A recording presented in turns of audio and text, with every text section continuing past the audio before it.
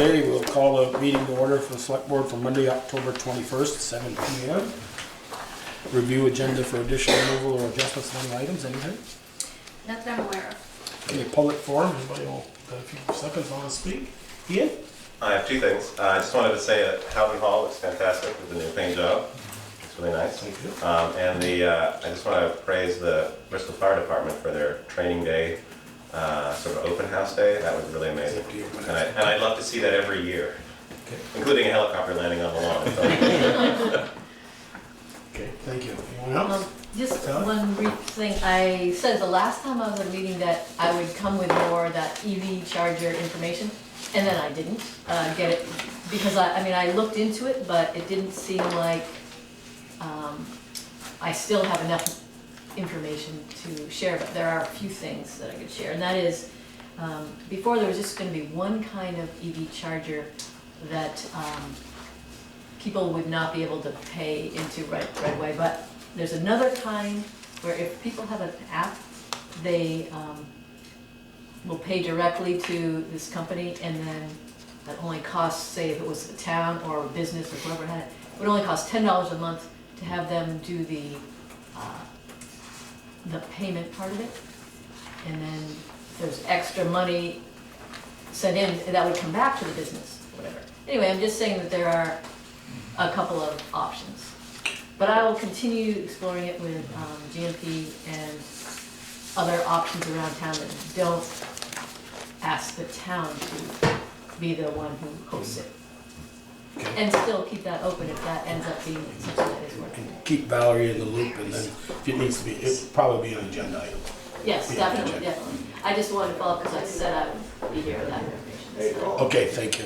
I think, Sally, the biggest drawback to their problem is that these can't run across the sidewalk, which makes total sense. Yes. And that eliminates a whole lot of businesses that might want to do that. Yeah, we've definitely looked through that and Yeah. realized we've got to find one that doesn't have a Right, thing like. yeah, which limits you greatly, yeah. What they did in Virgins is put a post, they can just put a 4x4 post in the ground, put the meter on that, so that could be put in front of a Oh, okay. sidewalk or something, so. It has to be at a meter though. Right, oh, you still gotta have power. Still have Yeah. power. Okay. Okay, anybody else on the public forum? It's not on the agenda? Okay. Meredith and Taylor. Hall roof leak repairs and rec department updates. So, September 23rd, just kind of doing the routine building maintenance check. Saw that there was some brown coming through the corner of the Holly Hall up by the balcony, some brown water stain. So, moved on to getting Rooster Construction to take a look at it ASAP. They were the only ones really who could make the time to come out. And you reached out to several others, and they're the ones that were available. Yeah, yeah. And he came recommended as well. So he hopped up onto the roof and noticed that there was where the junction of the copper and the slate was patched heavily, and it had dried up, shrunk, and now had a hole in there about a finger's width. So he went up there, patched it the best he could, because he's booked out, everybody's booked out. So going from there, he was up there for a few hours, putting whatever goop on there. And then came inside, removed some of the drywall so it would dry. And we had a few good rainstorms, and I checked it and it hasn't leaked. So positive on that one. And I let him know that the month of November, we don't have a lot of events going on in there, and that would be the best time, if he can, to come back and do the interior repair above there, not outside. So he'll be back in the spring to do the full repair of the roof. Do the outside, the Yeah. repair, correct way. Did you give any kind of cost estimate of what that might look like? No, he was gonna write it up. He still needed to crunch some numbers. Gotcha. Okay, so did he tell you the outside though needs to be replaced? Not, it needs to be replaced in about a 5 by 10 area. The slate and the metal, or just Yeah, One or because the other. there's layering system. It's layered, and the copper wasn't layered all the way underneath the slate. slate. So he needs to remove up to 5 of those slate patterns. So yeah, it's not going to be an easy, quick fix. Is the sheetrock visible or is it up in the balcony area? Yeah, so you can see it if you're down below. I just wonder if it's best to just If you're looking for it, or Yeah. patch if it you're now not or looking patch it for after it. he gets it correctly. Yeah, we were gonna. Waste the time and money to, and then we won't know if it leaks again or you'll see it stain again. Yeah, Could you so wait a few months and then after he does it? in theory, what I could do is I could just apply oil-based primer on there to hide the wood, make the wood look good. I just thinking if he's coming back to do it correct Yeah. repair on the outside, maybe we ought to not do the inside just in case like that stuff he put on it freezes in this winter and it creates another spot. Yeah. Won't be able to see And we it. can totally do that, and I think just applying oil-based primer on there anyways helps dry Right, the wood, so. okay. Okay, But that's for the Holly Hall roof repair. And then just kind of following up with the rec department programs, it's been great. Our programs have seen more kids being signed up. Our gymnastics class is amazing. Our beginner groups are full, which means they're going to be intermediates and eventually they'll be in the advanced groups. So we actually have a really great feeder program in that. Our taekwondo has doubled in size, and that's pretty fantastic. And then we have that class out of the Holly Hall on Thursdays. And we're probably looking at more workshops through taekwondo for the community. And then we brought in free tai chi, it's fall prevention for the older folks, and that's been a great success too. And that's on Mondays at 9:30. It's been having a really good following. And then really exciting news is we're working with MAUSD and the rec club, bringing the hockey rink back. So we have a work party this Saturday at 5 o'clock under the lights. We're working with the school. They're going to provide maintenance for snow removal Monday through Friday. And that's one of the biggest things that kind of kept the hockey rink from being used, because nobody wants to go out there and shovel, you know. and one snowboard. Yeah, one snowblower. So we're moving the door. The door opens by the telephone pole. So we're gonna move the door to the middle of the rink area, so a vehicle, tractor can go inside and out easily. Because right now there's a right by. You got a the, tractor in there last year. yeah, I don't know how you. Yeah, you guys. You got a Yeah, you gotta do. 35 horsepower John Deere in there with Okay. a back 6-foot snowblower on the back of it. All right. Did it last year, so I'm just wondering why you need to move the door. We kept It's moving just before. the telephone pole, the light pole's in the way. Like if you really want to open it up and bring in a bigger tractor. But we have all the parts, and we took a look at the blueprints, and it's just removing a certain amount of bolts, which was pretty cool. But that's great because we're partnering, and it's going to bring a safer learning environment to the hockey rink. Okay. And yeah, and then we have a conversation right now with Bristol Youth Sports, partnering up with them for administrative support. And they're having a meeting tonight to see how that might work out. So I can do an update later on that. Okay. Thank you. And so for at the hub, I think one of the biggest things is we've been working more closely with the Community Advisory Board, which used to be in place a couple years ago, but dissolved and we brought it back. So we've been working with them, and through them we've been getting support from a couple of community members that have been really enthusiastic about the hub again. And through that we have the idea of a greenhouse, as well as we're in conversations with the rec club. We began conversations about a parkour park, an outdoor exercise space that would be accessible to all ages, as well as a potential for a recording studio inside the hub. We received our grant for the Rise VT Fund, which is geared towards decreasing obesity. So through that, we've been able to purchase more skateboards, be able to pay for some more food, as well as Dungeons and Dragons things. So we're gonna be playing Dungeons and Dragons next Friday, which we're really excited about. If you aren't familiar, it's like a role-playing game. It's really fun. Our prep grant has been renewed for another year, so that's our sexual education class that we teach at the hub, and we switched from one instructor to 2 instructors, and it's we already had one in September. We're going to be having about 4 more this year, which is really great. It allows for youth to be educated, and it pays them to come, and it's a little more intensive than a school education class. So that's really awesome. And we've also began conversations with the Burton Chill program out of Burlington. Originally conversations were to participate in their winter program, but it doesn't look like because of transportation reasons won't be able to, but we were able to begin the discussion of how hosting a skate camp here this summer that they would pay for and support by bringing the instructor and the gear here, which we're really excited about. Good. Okay, all good. What's the status of the skate park renovation that had been talked about last year? The one that was like $150,000. Yeah, Or or just the whole concept, the idea of renovating the skate park. well, you guys drive by there, you've seen the work that's been put into there, just kind of painting it and putting new wood down, or just re-drilling new holes. Make it safer. Make it safer. We've got, probably 2 years out of it. In that time, everybody's going to cement, and that's a bigger project. It's just starting to figure out who's the best contractor for that and getting grants. And some grants we can't get because where the skate park is, it's an existing area, and one of the bigger grants out there is the Tony Hawk, and they won't give it to us unless we move the skate park somewhere else. So Because there's not enough room.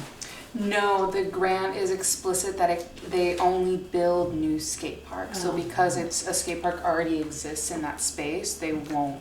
So even if Fund you it. took it down? Yeah, we would have to put it in a new place. So if we ever did move forward when we move forward on the community center, if we were to put that where the skate park is and put a skate park where the hub is, they would fund that, but not what it is right now. and I think we'd probably just go half the size when we do build a new one. That's one, and making it cement And deep. better and smaller. More So like, it's, I'm sorry, no, like what Burlington is, where it's Exactly. below The ground. bowl. Yeah.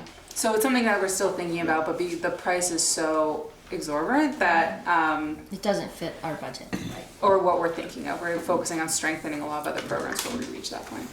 Okay, all good. Halloween? So yeah, to follow up with the Halloween. So I had sent out a front porch forum. I got one person. She was awesome. We walked down there. Can't create this with just one volunteer. Plus the timing was a little too short. I just wanted to see if I could get the momentum. I didn't. So the plan is starting in June and coming up with an idea. But it's a fantastic idea, and I still want to push it because it's perfect down there, and it'd be a great loop. There's definitely things we'll have to work out, the grade down to it, but the potential is amazing. And also somebody had mentioned the fire station. There's a nice little trail over there. There's a trail behind there. Yeah. Yeah.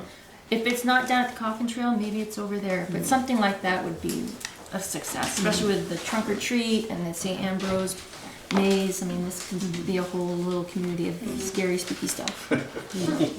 On the consent agenda, there are 3 grant application requests for the hub. So while they're here, if anybody has any questions on those? My only question was, I assume you talked to the rec club about putting this up. Yes, we have, I've been talking with Troy about it, and I've gotten approval for the size that we want to make it, the absolute maximum possible size, and I've already gotten the approval, the zoning done Okay, with Chris. all right, thank you. So the recording studio, that's something, we know this building has limited life. Yeah. That could move elsewhere. That would be the thinking. Yeah. We have, Guitar Center has donated a couple of gift cards to us, and so it would just be like the recording studio. Basically, buy things that would dampen sound in certain ways. We already have a bunch of instruments. It's just a couple of purchasing for the sound dampening and the equipment, but it's stuff that will always be able to be portable. Yeah. So how are your numbers now that we're well into the school year? The numbers have decreased from last year, but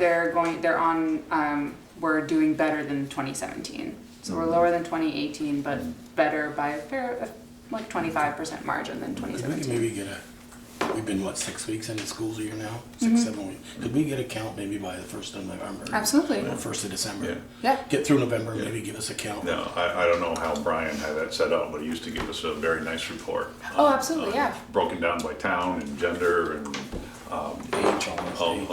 and I don't Yeah. know if that's something in the computer that would be Oh easy yeah, to we do. have it. Yeah, We have yeah, all those yeah, reports. yeah. We have them up on our website. I can absolutely give them to you. No problem. Thank you. Yeah. Thanks for coming in, and thank you, Thank Meredith. you. Yeah. Being our facilities maintenance also. Meredith, can you remember not to turn those lights on before 6 o'clock Saturday night? Because the Red Club plays in a huge surcharge. The lights come on before 6.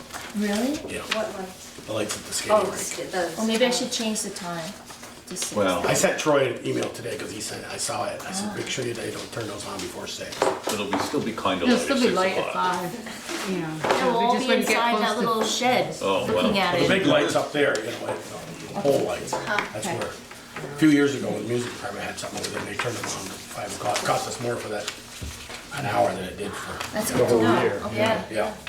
We did that once when we originally put the lights in the ball field, they got turned on. It was like $1,500 for 5 minutes. Okay. Wow. Because I got my skate date night, February 14th, Valentine's Day. So. Okay, so make sure Well, once it's we 6 get in- Yeah, I'm p.m. gonna make sure it's after 6. Once after we you guys get go into to the- I the asked shower. Betty I emailed Betty and asked her to call GMP. It may not be in that same surcharge, that's a different subject. So, Wow, that's good to know. okay, I'm gonna sit right here while we do the farmer's market. That's cool. Yeah. okay. Audrey? Hi. Come right up. Come on up. After this. Sal, you can have my seat. I thought Audrey was leaving. I was thinking, Hi, hey, I'm Audrey. And Sally. Sally, who's Sally? Sally down here. Yeah, go ahead. So we're here to express our interest in getting a farmer's type market going in the green again for 2020. There's a handful of us who have gotten together, we've had a few meetings. There's a bunch of community members who are all about it, and we are thinking a Friday afternoon into evening time frame with food, ready-made, craft vendors from the community, maybe some local music, and yeah, just getting that going again for the summer of 2020. We have selected 4 dates we would potentially do, kind of like a trial, like a Friday a month kind of thing for the first season, see how it goes, and if there's a lot of people coming and vendors that are expressing interest, building from there.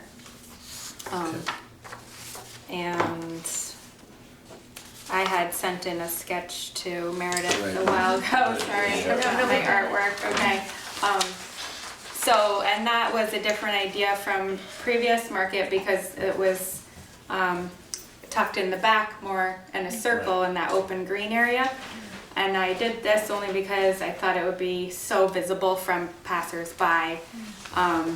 And Just, are they gonna not be right up against the sidewalk? Because if people come up to the table and look at your vegetables, Yeah, and the they- sidewalk gets blocked. yeah, they wouldn't have to They're gonna be. be off the, Yeah, they wouldn't have to be right on the sidewalk, but just using that as like Yeah. the roadway.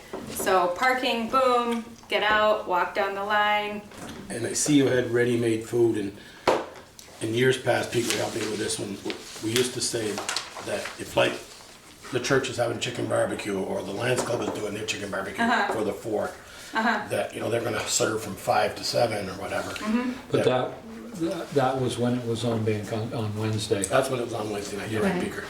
Yep, that was on Wednesday night. Yeah. They kind of cut into the people who go and get something ready-made instead of going to, Right. on a nonprofit to try Yeah. to raise money for some, you're Yeah. right, Beaker, so, yeah, that wouldn't hurt it at Yeah, all. we wouldn't want to, at all, like, get in the way of established community events that have been happening, like 4th of July fundraisers and whatnot. And we did look at Well, the Friday calendar. nights at Mole, so. Yeah, yeah, that'd be I great. mean, I live right here in town, Spring Street, and, I just feel like Friday is happening, Bristol's thriving with people, getting food, you know, coming home from work, and, it just seems like a good, evening to have it. Also, it doesn't, overlap with Saturday markets that other vendors, farmers already are locked into for the season. So they could potentially do a Friday and a Saturday. We wouldn't have that conflict of timing. But yeah, not call it a farmer's market. We're calling it Friday night on the green, I think. Right. Friday night in the park. or Friday in the park. Friday in Something, the it park. doesn't, Yeah, it's not. Friday in the park. Yeah, So it's that's not called the farmer's market just because we're avoiding that, there- Stigmatism? well, yeah, and also there's I don't know, there's a bunch of, CSAs and this and that, I don't know, I Yeah. forgot why we actually did it, we just thought we needed well, it to was open complicated. it. Yeah, it was complicated. And we wanted to maybe make it another way for bringing people together on the green, not just for farmers. Another reason was actually, the farmers market seemed to draw some people, but not a super wide variety, and we thought it'd be great to have an event that would appeal to more people in the community. So maybe have, some kind of games going on, or free demonstrations, or all these different things, maybe even a kind of swap table for baby clothes or kitchen items, or something so that people of most means could come to it and find something to do there, rather than it be more exclusive, Yeah, and we can be more detailed about that. We're still talking, but yeah, it's not gonna be focused on farmers and produce. Obviously, we'd love to have that be a part of it, but it's not gonna be a farmer's market. So Audrey, a Idea. question, and this may be a more question. The vendors along the sidewalk, if any of them need power, is there gonna be power for everybody along there? Do you guys know that? There's power from the gazebo, Gazebo. the bandstand Yeah. to the, corner here, but nothing. Yeah, there's Down the one, other farther there's the side. pedestal Okay. down. So you're just- From here, from the gazebo this way. I don't know, what, Pika, what'd you say? There's a pedestal halfway between the gazebo and the, Yeah, but it's up towards the sidewalk, the center sidewalk, and no, it's probably Yeah. 50, Well, they're just 50 going to feet check from that the out sidewalk. before kind you of west. put Vendors- somebody up there. vendors that need can't get to electricity it. will have to be Yeah. Yeah. Yeah. near those areas. They'll figure it out. And so your load-in time is Yeah. gonna be 4, but the event will be from 5 to 8 and then out by 9. Is that? We're seemed like kind, it was- we're kind of back and forth. 4 to 7, Yeah. 5 to 8. We're kind of back and forth. 3:30 starting to unload, so you're set up for 4 solid 3-hour time frame, and then pack up before it starts to dark. Dark in the later summer hours when it starts to get. Well, I don't know. It starts to get dark at. Okay. What We was thought one it'd of be nice the, to one of catch the, some of it after school. Right. one of the people issues traveling back before from was school. driving on the park. Yeah, Right. no driving on the park. Yeah. Yeah, that was good that changed. Yeah. That was. And that could be great if we have that sidewalk area where vendors have that loadout time, they're right there, reverse in, unload, move vehicle. That would make sense. You're not carting all of your stuff. To the center of the park. Yeah. So it would make sense for the vendors to have that unload time right there and then move to open up that parking for, Will vendors be responsible for their own trash removal? I think that would be a great idea. I think they I have think to we be would there. say that would have to Pack be. in, pack in and pack out Yeah. is the way we're set up now, so. Yeah. I mean, that would be, if we ended up with trash left over after they were gone, that would be a huge issue. And that's the food vendors that create the trash. I mean, I'm a jeweler, I don't create any And actually, it usually wasn't the vendors, it was people who bought things Yeah. from vendors. And then, Right, yeah. and last. That's part of the same thing that we're saying. Absolutely, yeah, the Vendor. food stuff, that's. The vendor needs to have a place for them to throw it away. Yeah. Right. Yeah, yes, yeah. Just tell them, okay, when you're done, bring it back here or take it home. Any other questions from the board? No, I mean, I just think we, before we can approve this, we need time. We just need either give it a range, whether You it's wanna 3:30 approve to the 8, concept? 3:30 to 9, And yeah. to work out the next couple of months. I would I would say, say we're still in the works. We haven't had a meeting with vendors and we've got more things to work out. So this is not like definite it's gonna be this. So yeah, we're our still- next meeting would be inviting potential vendors and just getting a feel from them but the time frame could be anywhere from 3:30 loading out to an 8 o'clock pack up. Well, the only thing you'd have to Yeah. worry about is if Meredith gets people coming in and you don't reserve your spot on Friday. If you have somebody coming in that wants the park for Yeah. that same time period, that may be an issue. Yeah. I mean, I don't know how often you have that happen, but. Yeah, I don't, I mean, Wednesday and Thursday, those are completely taken. Right. But, the Friday, it's pretty mellow. I've had an occasional wedding, but, Oh, that I would be think- fun, huh? You got food already there? My big thing is I just want to somewhat have an approval because I want these guys to keep going with the momentum and not come back and then. No, I think it's wonderful. Yeah. You want the farmer's market back or? We're great, sounds like we're great with the concept, we just need, we Once need you you to iron finalize it. out, yeah. And we Iron need out the consistency. details and that. In other words, keep moving forward. Yeah, thank you. Yeah, I'm mad at Waitsfield for being so successful. Oh, they've been doing it for 20 Yeah. plus years, but we've been over there and it's amazing. It's an amazing, if you haven't been to Waitsfield Farms. I went through there Absolutely the other incredible. day. And it was So I keep packed. comparing that. I'm like, we can do this, Bristol. We have a beautiful green. It's central. The community's all about it. So, yeah, Well, we're I excited. think it's gonna be different. Valerie would like a motion Yeah, to it was a little approve the concept and to continue. We'll meet with them at a later date. So moved. Second. This motion, got that, Tasha? Any more questions from the board? Hearing none, all Thank those you. in favor, Thank you. please say aye. Thanks for your time. Thanks. Opposed? Michelle, Peter? Aye. Okay, I didn't hear any ayes. We said aye. You said, We gotta pause for a sec. Gotcha. So you're moving to approve the concept. Explain the concept. We The approved, to work out the finer details of the timeline. For Friday nights Friday will on be the park. approved, but will it start at 3 to 7 or 4 to 8 or 5 to 8? Those will work that out. Do they need to come back to the select board for any reason, or they just give us I the think they do. information and? We could probably get I that think through they can Meredith. go through Meredith. Meredith, yeah, I think so too. and if she Back has, in if she has 3:30 or concerns, 3, she can come to us. Go to 8 o'clock, that's a little, and back out.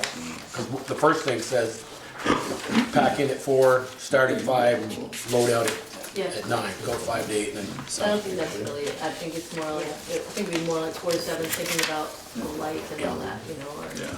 Okay, And who seconded that? Peaker.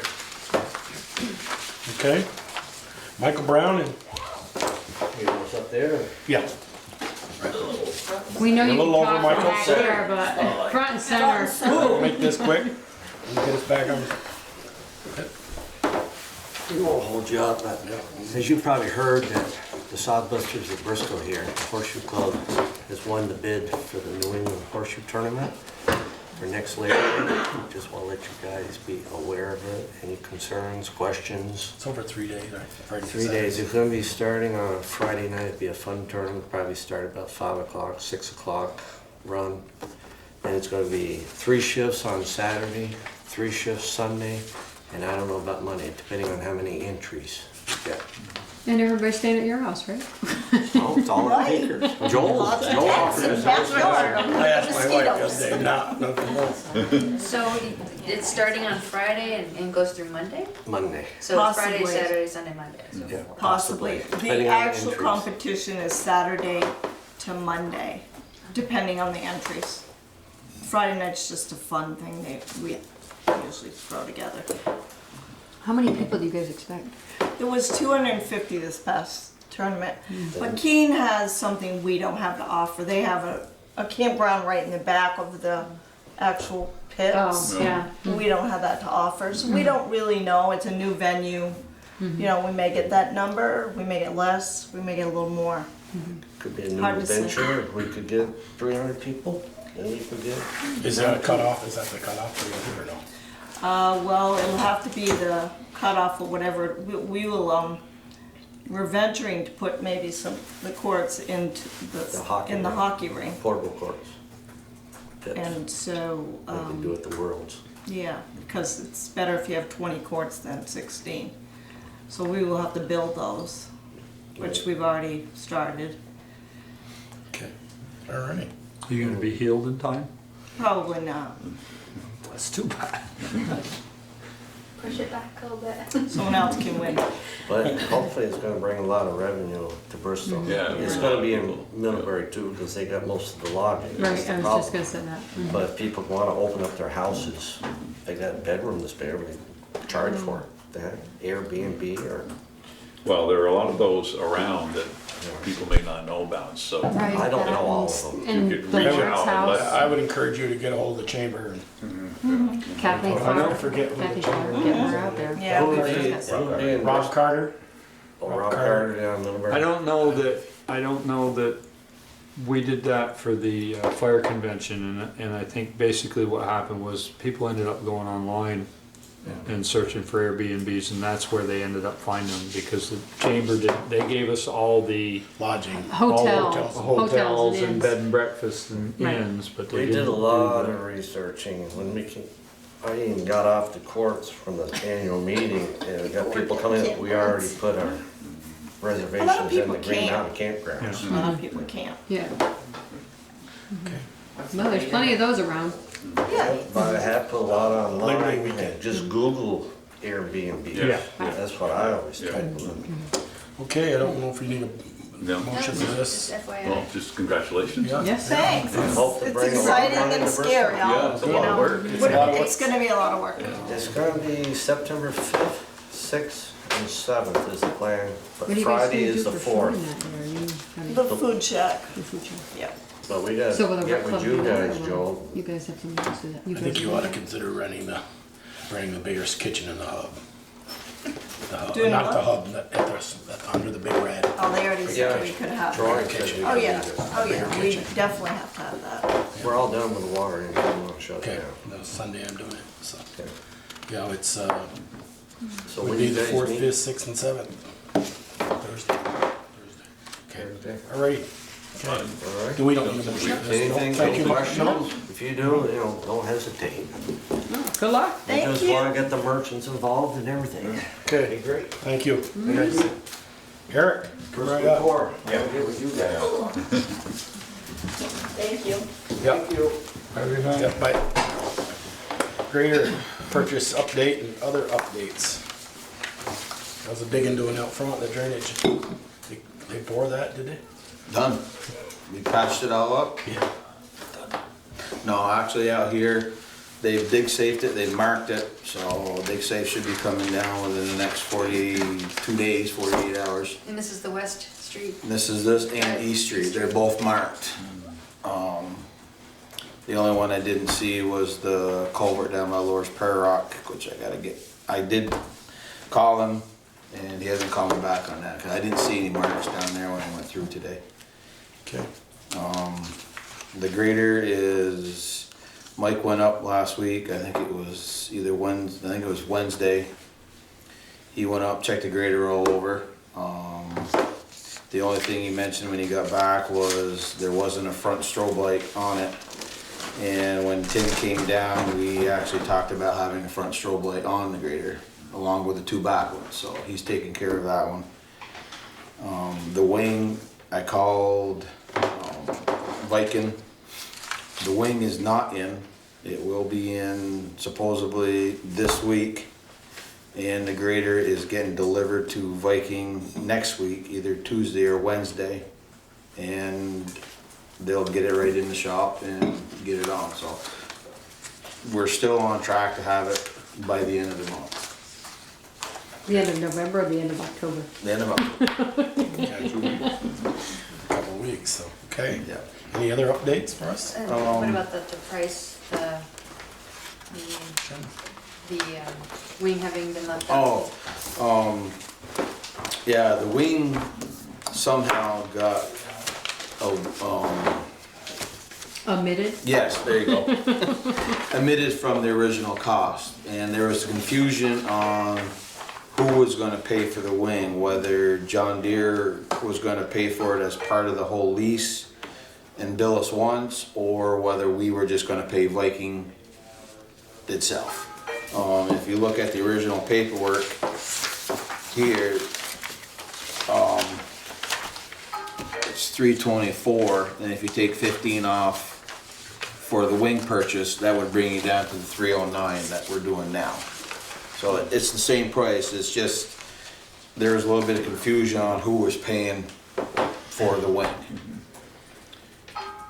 So who is paying for the wing? Well, ultimately, Ultimately, we are. Say.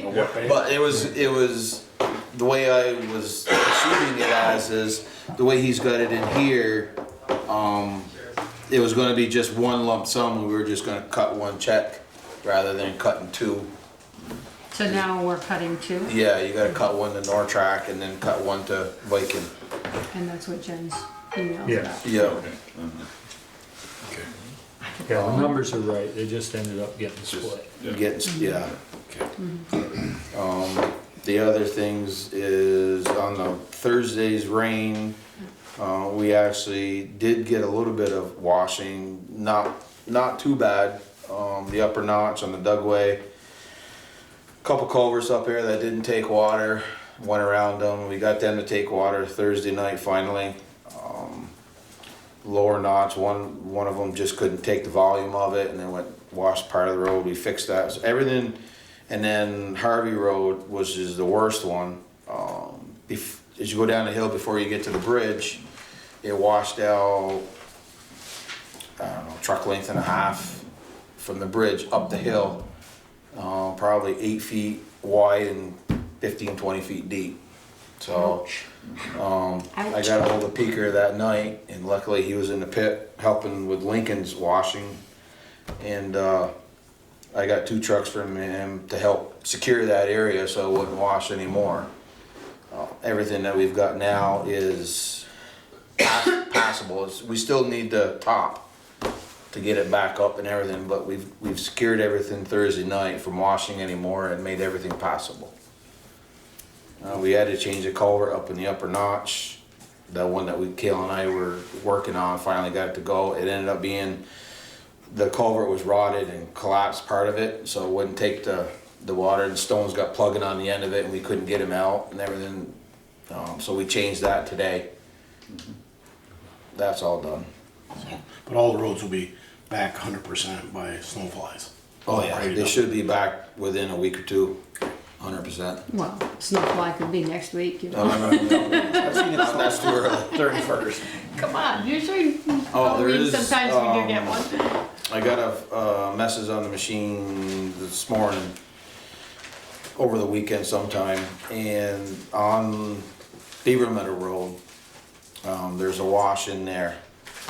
And Kale and Jared went up and checked it, and what happened was it came down the side of the road, and then where it went to go to the culvert, it plugged, and then it washed the side of the culvert across the road. And they checked the mileage on it, and they say that it's within our footage, mileage, whatever. Repaired, yeah. Okay. So Was we got- anything up on Meehan? The only thing up on Meehan, the lower Meehan was fine. Top of David's on the upper Meehan, that culvert couldn't take it again, so I'm putting another one in this week to help alleviate that. Where was that one? The one right at the top of the Yeah. steep hill? Yeah, you go up top of the hill and you got that little dip, and right there it Put a washes. bigger one in. You can put 2 side by So I'm side. gonna put 2, well, there's gonna be, Oh, ledge. yeah, there's ledge right in the middle of the road, I can't go deeper, I'd have to put a bigger one in, then build a road up over it. Okay. 2 side by side. Yep. Well, they'll be probably 10 to 12 feet apart. They won't be actually side by, so they'll be apart. Okay. They won't have the, hopefully won't have the whirling or You whatever. guys they don't do. deal with the one right on 116 across from Browns, right? Right over the hill that always. No, the state was The there. state was there. Yeah, what they do, put up high water plus signs. No, they did clear at the end of it.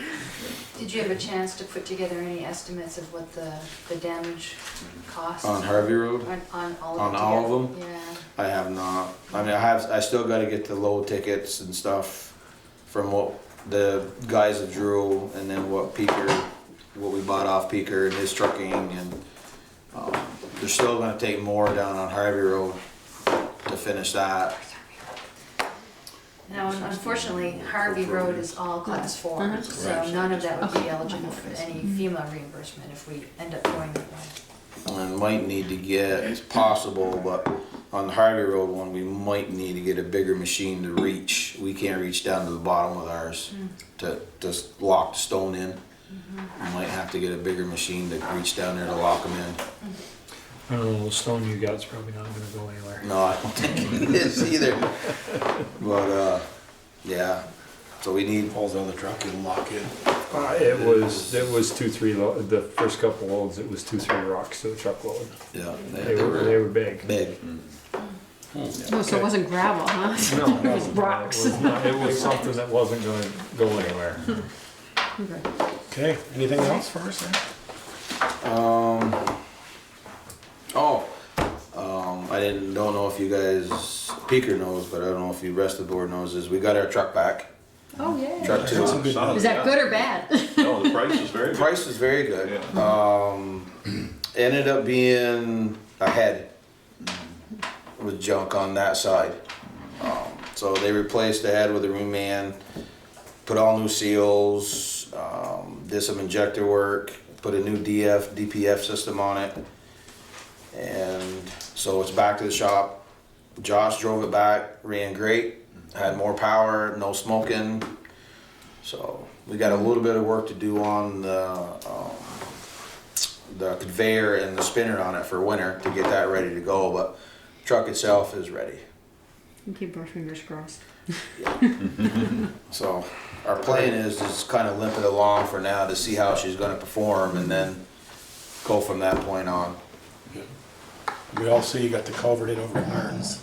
Got Yep. that tied in. That's all tied Gonna in. pave that when you pave the North Street? Yeah. Or Yeah. West Street here? Yep, I contacted, Acker to give me a price on it, and Masterson's. Acker hasn't called me back for a price. Masterson said that he would incorporate it in with, when he paves here, he would just go over and dig that out and then pave that at the same time. How about, have we gotten the paving done on the, was it? The lower notch? From the bridge down to the Yep, 160? that's all done. That's been done? Yep. Okay. Came out all right. I mean, it was just a shim job, so it's not perfect, but it Better than it was. took care of the holes, and we shouldn't have any worry about catching a wing or anything like that down there now. All right. Joel?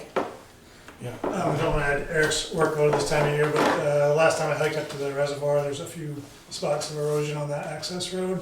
Don't imagine it got any better. No, Cy did mention that to me, and that is on the scope to be done before winter gets done, so we can plow up, or if we need to get up there in the winter time. Yeah, I was up there today.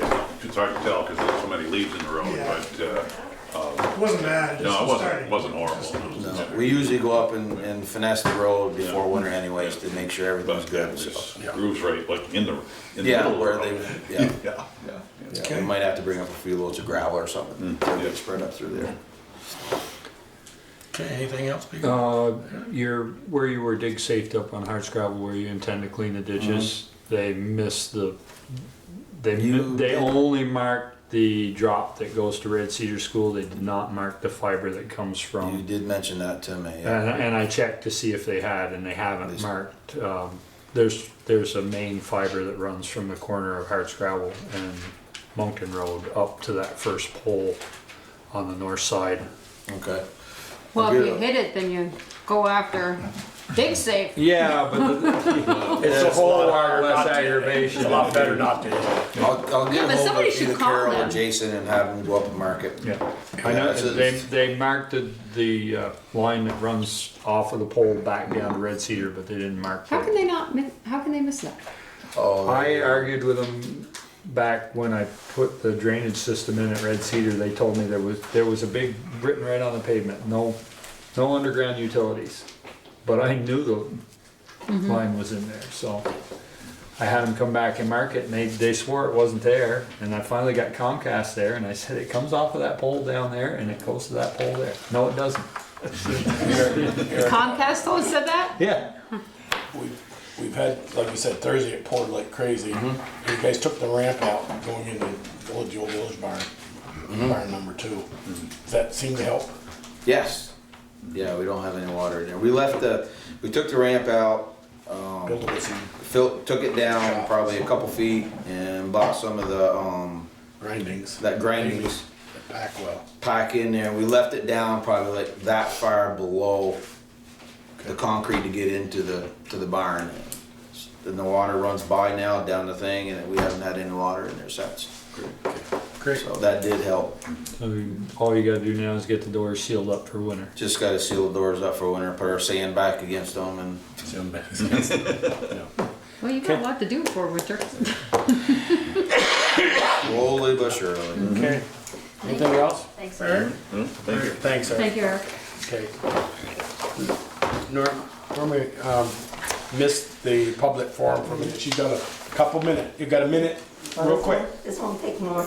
This is a happy reminding. I wrote in the front porch forum, I don't know if you all know, but the actor service is increased. We have all-day service in Bristol. Midday, they got back in, so people want to go to the hospital for a doctor appointment.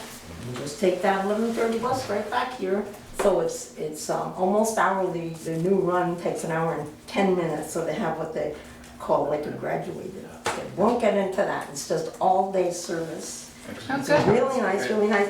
Plus, I don't know if you knew that our director, Jim Moulton, received the annual countrywide recognition as the Rural Transportation Director of the Year. Wow. So, US. yeah, US of A. Wow. Congratulations. Thank you. Thanks for all you do on that committee.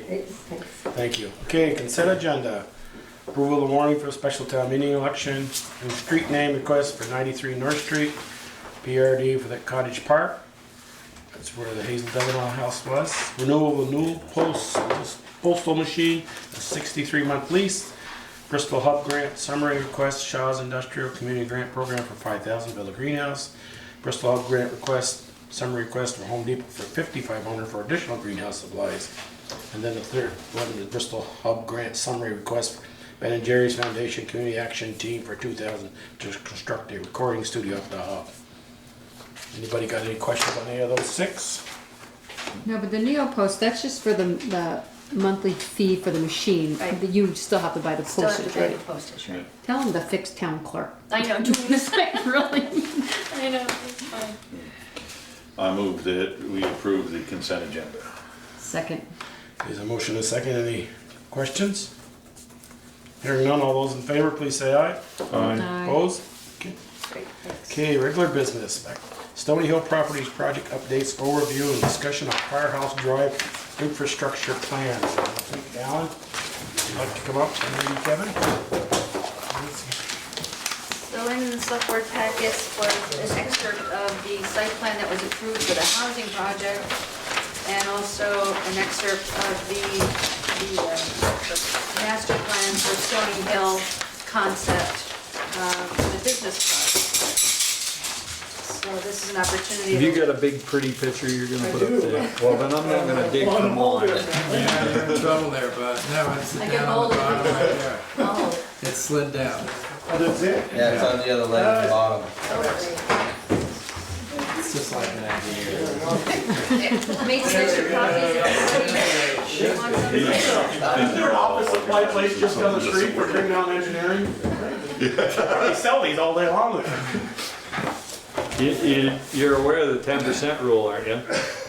You have to be 10% smarter than the thing you're trying to operate, or you're not allowed to use Let's it. go to that kind of thing. Yeah. Let's try to move that down a little bit. I'm afraid it'll tilt. Okay. He's got it all figured out now. Try that one. See, you're gonna. That's, That's why he usually sends one of the guys down instead of doing this. Here, I got himself. it. Let me just move this. Why are they both? There. Okay. Perfect. Touch it. All right. So I wasn't sure what the discussion was going to be about tonight, and that's the current map showing the sidewalk from West Street to the limits of Firehouse Drive, where it approaches private property, on the east side of the road. And Kevin mentioned to me before the meeting that the fire department was looking for a possibility of a crosswalk over to the rear of the fire station. I'm assuming that would happen. Right in this area, because I know there's a tank in the ground there, so we'd have to make that happen probably. Right here. And so that, was that design part of the housing approval? Yes, yes. But this plan was created when we thought we were going to bid this project separately and the town was going to do it. So that's why this plan is separate from the other plan. Right. Doesn't show the rest of the housing. Right. But that is the same sidewalk that was approved on those plans. No, is the sidewalk on the edge of the road, or is there a green belt or a snow belt? Well, there's a green belt up here, but there's parking down here along the sidewalk. So that's curbed then? There's no curb called out. There's no curb on it? No. It's just parked up to the edge of the sidewalk? Would it, would adding a curb significantly change? We have to look a little bit at the drainage, but I think it's all headed down this direction anyways. And it's all sloping in one direction, so it wouldn't be a big deal to add it other than the cost. Well, without the curb, does the life of the sidewalk go down? Does the life of the sidewalk go down? Well, I'm just thinking if you've got the plow going up against it and rather than just the curb, is it? I think the issue is more, what I was getting at was safety. I mean, if there's not a green space, I'm asking, if there's not a green space, typically there's a curb to keep a car from getting right to the sidewalk. Well, if you look at West Street and North Street, cars are they're up on the sidewalks all the time, parked. And I would like to. Pine Street too. Yeah. Church Street. There's no sidewalk on Pine Street. I know. I thought you could. So you'd like to keep the cars off the Just sidewalk? keep I the would, people yes. in the roadway, that's the idea. Yeah, right. So is your point that the curb should be included? I would like to have a curb, yeah, I think that would be an important. I mean, it's a safety thing too. in my Right, it eyes. is, yeah. Where there isn't a green strip. Right. Right. Not a green space. Yeah. And, well, I think even if you have a green strip, you should have a curb because people are going to drive on it. And a lot of them just Yeah, I because mean, you they look don't at know how to Church Street, drive. you look at Church Street when they have church. You know, those cars are parked in the green space on the sidewalks wherever they can park. Yeah. Well, then you beg the question, do you want curb on both sides of the road? No, there's no sidewalk on the other side though. Yeah, the You mean sidewalk's here? only on one Yeah, side. Yeah. Yeah, I don't know that you need No, there. I It don't wasn't know. designed that way, so that would be concerning. Yeah. So this topic dovetails with the other topic of the business park. And folks know now that we did get the $100,000 grant for the infrastructure, which is the roadway, sidewalk, drainage, and whatever else that will be in the public right of way. Firehouse Drive is currently a town highway, town road. The concept is to extend that into the business park. And one of the requirements of the funding source, and we talked about this before we submitted the application, is that the town would need to own the road. So we just needed to be aware of that before we took that step. The plan that's in your packet is a concept. We don't know yet what the final design or configuration is going to be. But it would be an extension of that. These two are already gone. These are the housing now and not.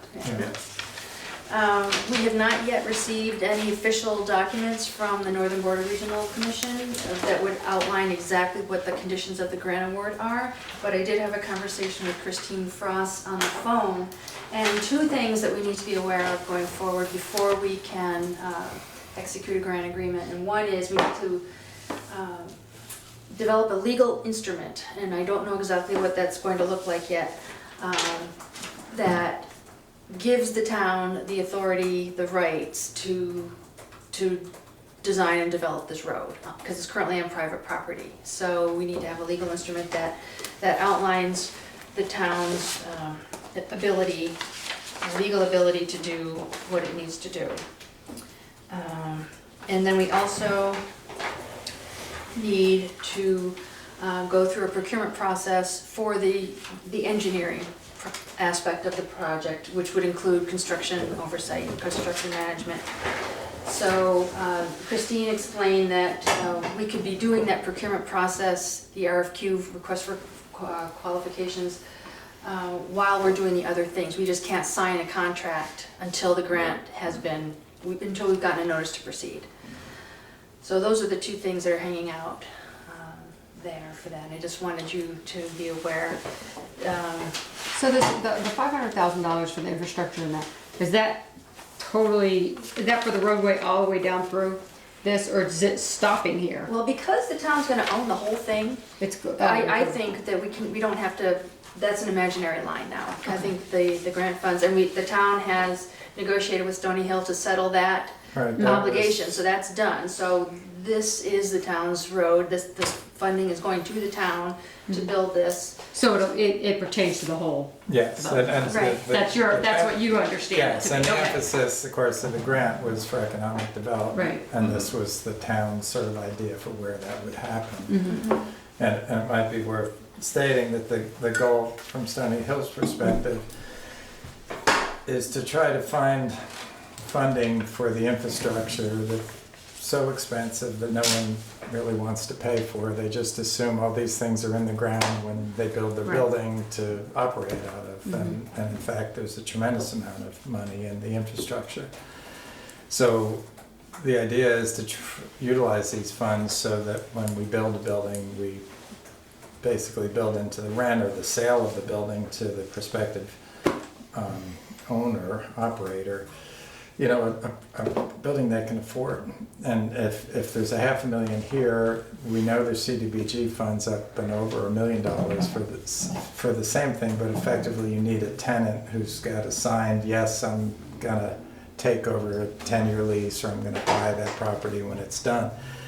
But that can do a whole lot more than in addition to the $500,000. So it isn't just this. But again, the goal is to utilize these resources so that we can, the kinds of businesses that we incubate here, get to that $1 million, $2 million. They can't stay in a Bristol Works or a Rockydale 3,000 square foot building. They need the next. Well, there is no next. So the theory was this would be the next, but they're going from $7 a square foot rent to $15 a square foot rent. They can't do that when they're going from 1 million to 5 million.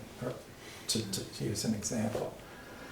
So the intention was to see what we can get help with to bring those costs of construction down, so we at least get what's in the ground on the grant side of things.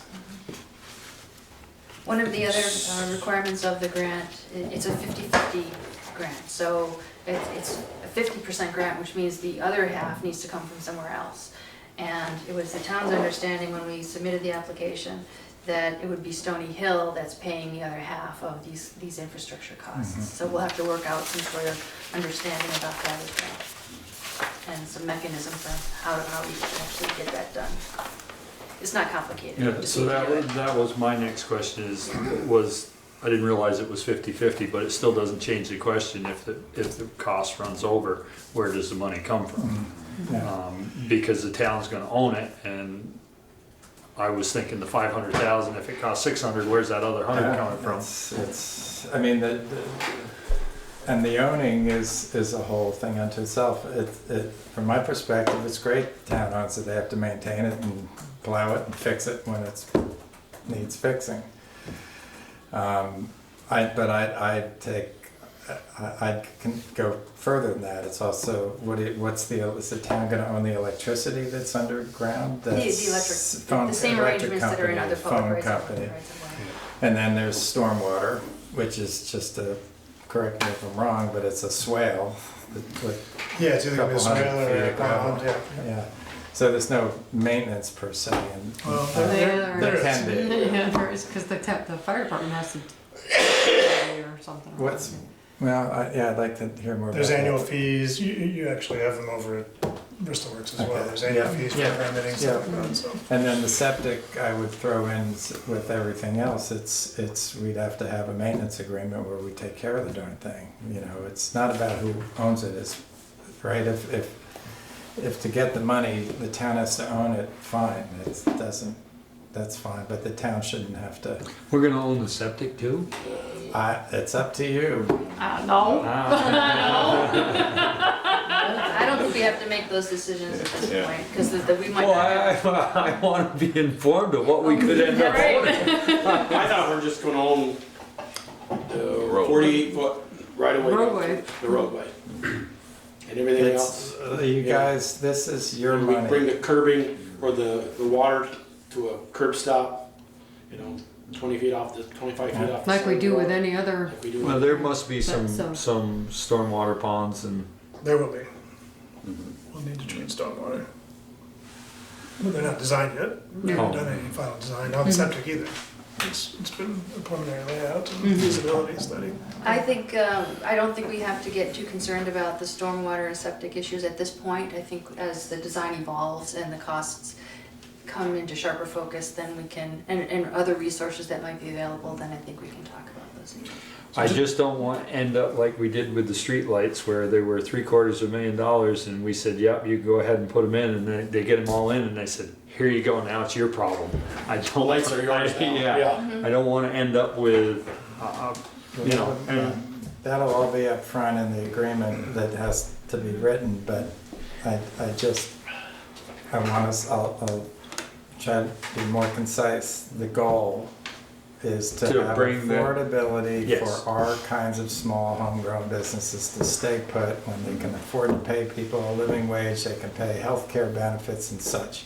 And how many times over the last 20 years have we seen those very same companies go to Middlebury, Virgins, Essex, Burlington, with our employees hauling all over the place in their car every day to go to work? That's what we're trying to stop. And it isn't about just a road, Joel, it's all of that stuff. And if there's $500,000, it's already granted to the town for those purposes. No, I think understand, it would but. be short-sighted to not take I don't think advantage we of can it.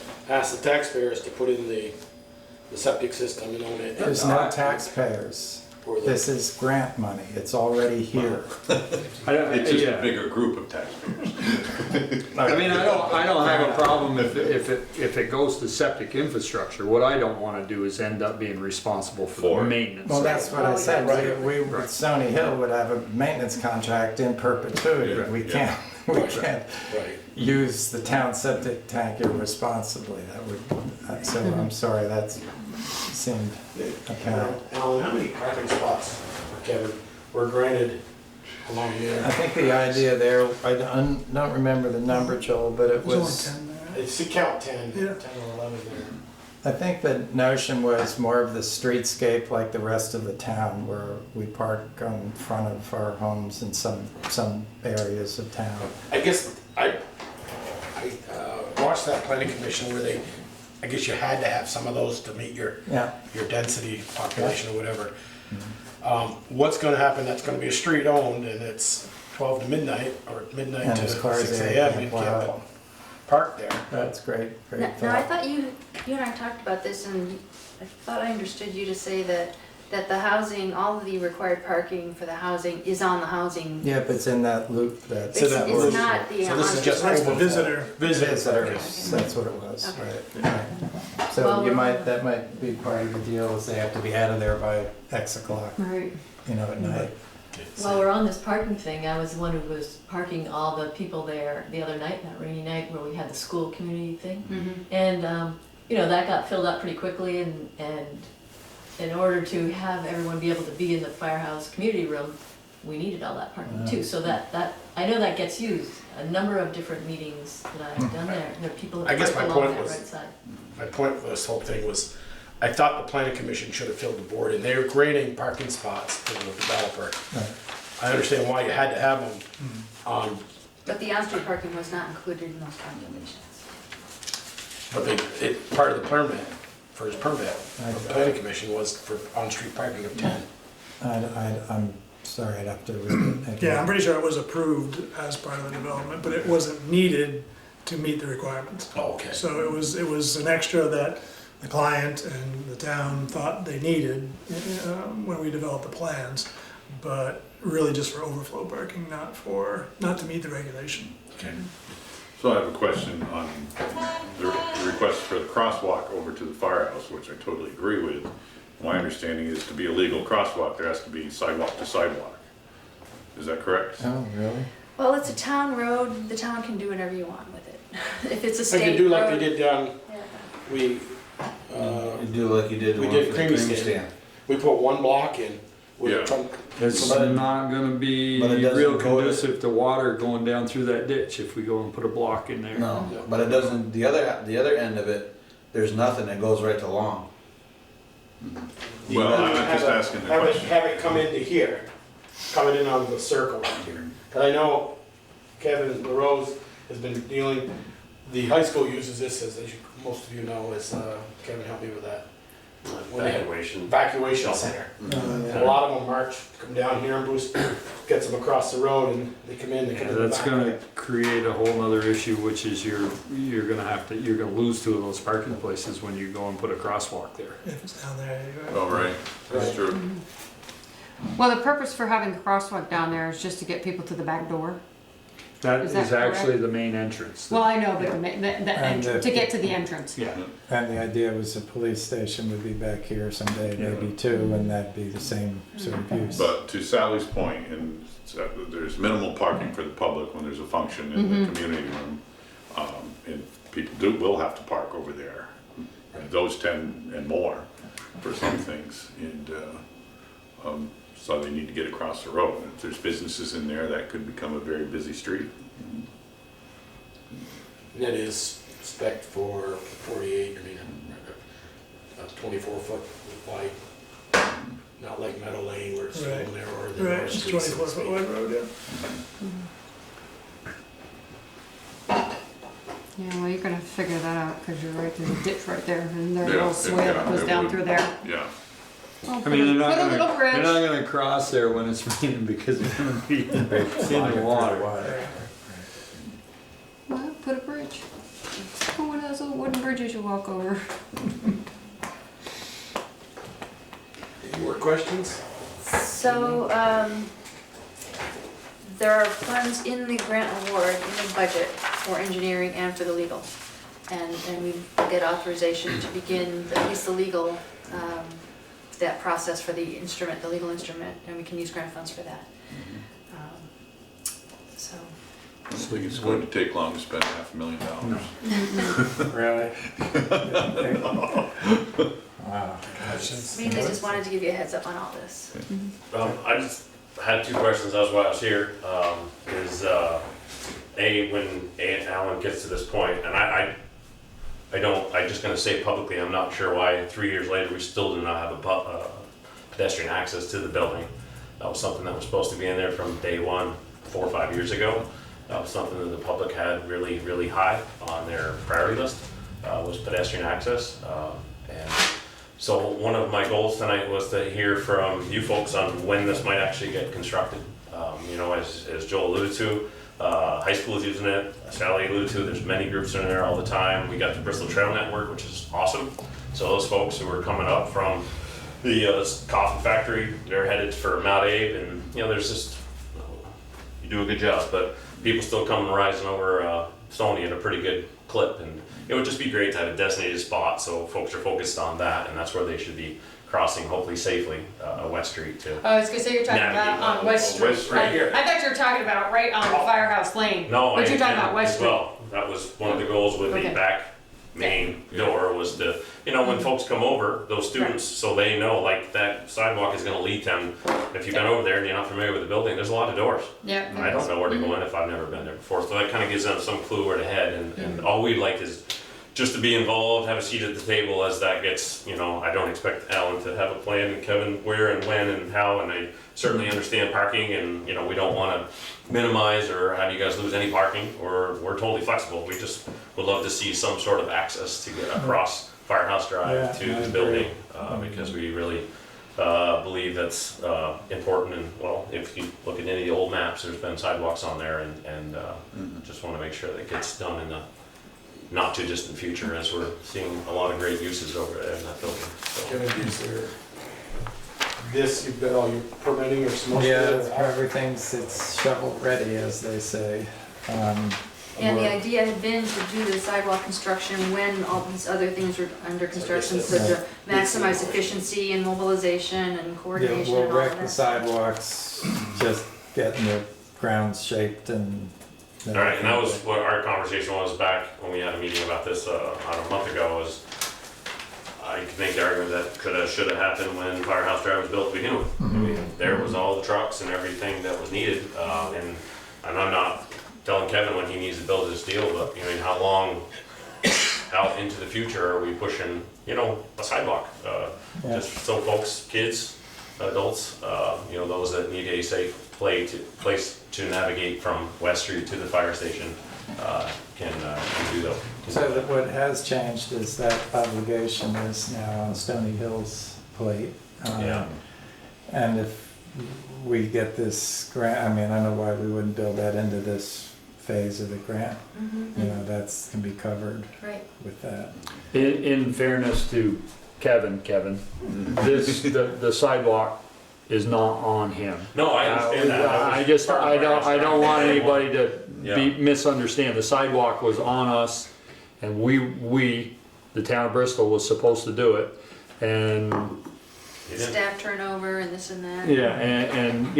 So I just want to be clear that it's not, it's not the contractor that built the firehouse's problem that it wasn't done. It's the town of Bristol's issue. Well, and it was a coordination of timing in that too, all of it. And, you know, in theory, if this project here, this housing project doesn't get started next year, we might Be able to get that initial piece. That's what I'm saying.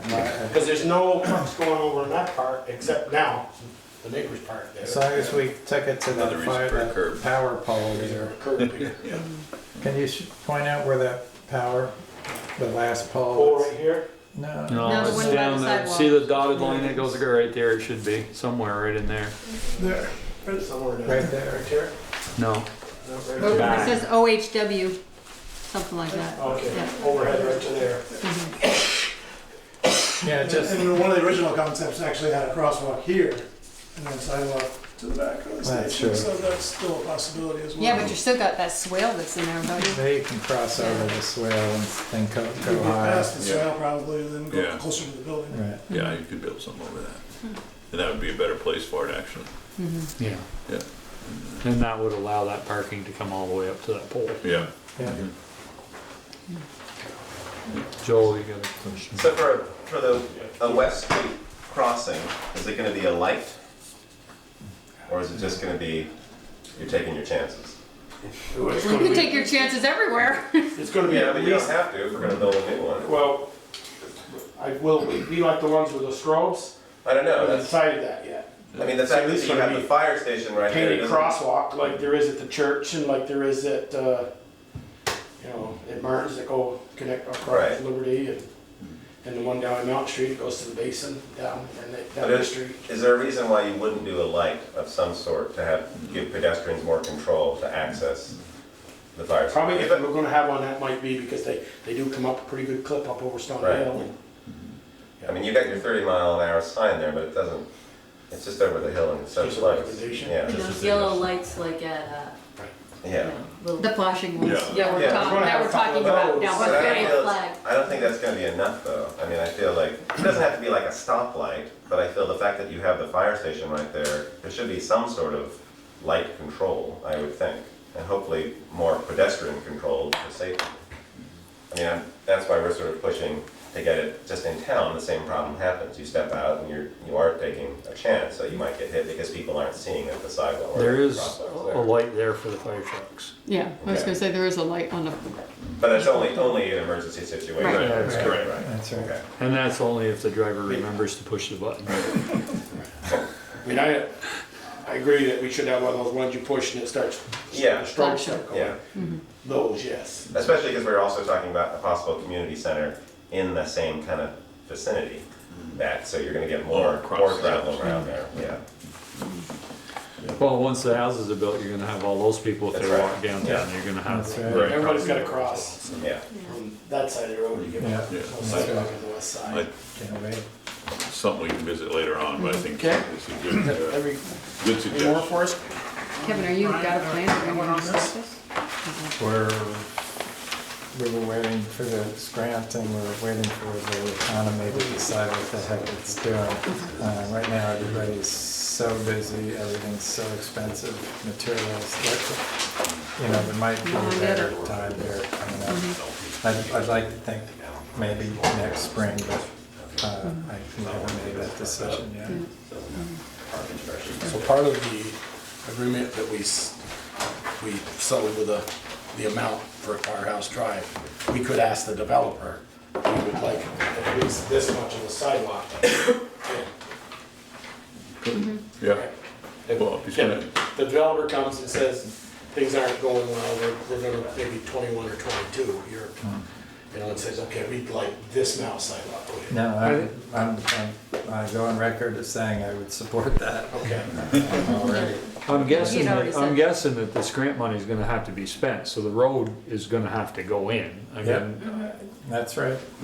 so if we move forward with this, the money's coming, we're gonna have to spend the money, so the road is gonna go in, that infrastructure is gonna go in place, the sidewalk, the Everything road. that goes alongside it's Yeah. gonna go underground and Yeah. go in. So Yeah. there's gonna be a lot of upgrades there. So that's gonna happen in whatever the time frame is that money has to be spent. They're not gonna allow you to sit on that $500,000 Right. for. No. And that was $80,000 I mean, right there. So if this went in and, God forbid something happens, and this doesn't be 10 years before this comes, you know. You won't be the first industrial park with that many buildings in it? Well, I guess so. We'd kind of be like, we'd be like that southern connector. Just saying. Right? We'd be like that southern connector on I-89 that 189 that you look at. Now the grass is growing up through, it's been put in 7 years ago. It does happen. Okay. I really don't foresee that. I think No, I don't either. I think that once the road is in there and the If you build it, they infrastructure will is come. there, I think No, that you- You people get will that be housing complex interested. going, you Everybody said the same thing about Bristol Works, I'll tell you. How many people thought that was insane. And the minute the first one was in, the second was in, and it was boom, boom, boom, boom. Oh, yeah. Because you can see it, you can feel it. People have a hard time envisioning something where there's nothing. I think our biggest problem, which I maintained right from the start, when we said we wanted a business park to start incubator businesses, is the problem we've got. We want a business park. We don't want a business park for We got incubator one of those businesses. already. Yeah. All right. Kevin, We're good. do you have interested parties, or are you still searching? Or is it With just? respect to. For the business park? Commercial, well, I, two that we know and love all of us who, but I don't feel comfortable mentioning specifically. And we're in conversations. But the challenge, of course, is we Stony Hill would need to entertain a process, much like we did with the firehouse, get architect and the building owner, tenant, into a process to design, and then get a contractor to put a price tag, and then back into a rent amount. Thousands have been spent, and they may go, nah, I found something better up in wherever. Not necessarily better, but it was existing. Yeah. Right now, the hempsters are getting anything with a roof over it. The hemp industry has claims, so there's no cheap spaces, which is helping, I think, our cause right now. We'll see what happens. After they get through this year, That might be change. Yeah, change. Okay, well, thank you. Okay. Oh, thank you. Okay, you good? Now, I'm gonna stay here. And you guys. Alan, I was gonna say Alan's here. flip the page.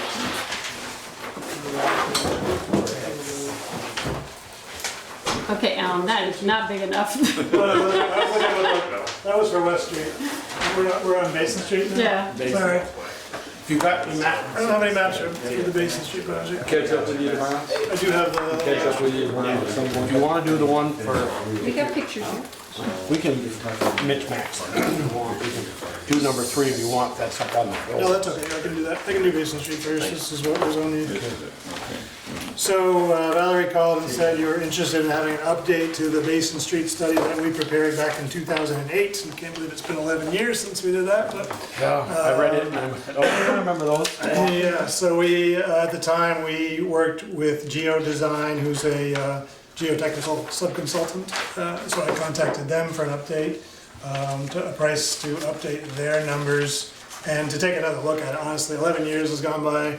Those walls along Basin Street, I think we ought to have them come back out and take a look at it again to see if they still feel the same way that they did back then, and which was they felt the eastern side wall was okay as long as we didn't add too much to it in terms of weight and bearing capacity and challenge that wall too much. The western wall is definitely gone now. So it was there 11 years ago, right?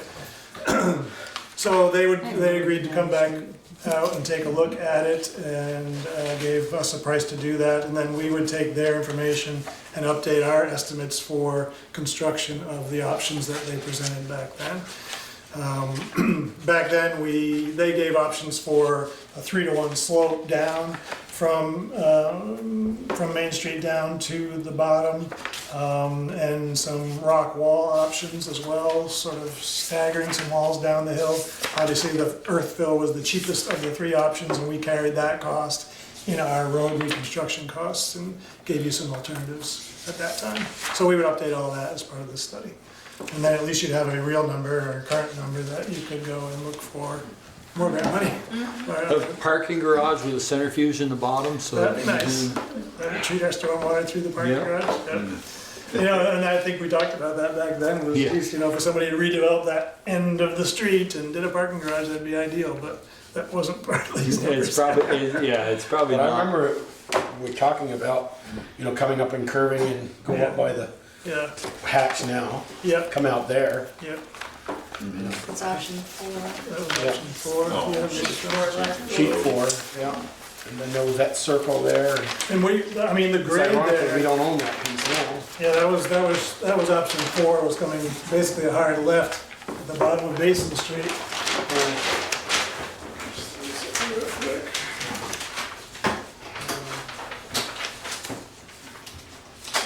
So this drawing shows the existing grade of Basin Street, believe it or not. And it's exaggerated, so it looks worse than it is, but it is over 20% slope. It just feels It's like steep. that. And it's like a Yeah.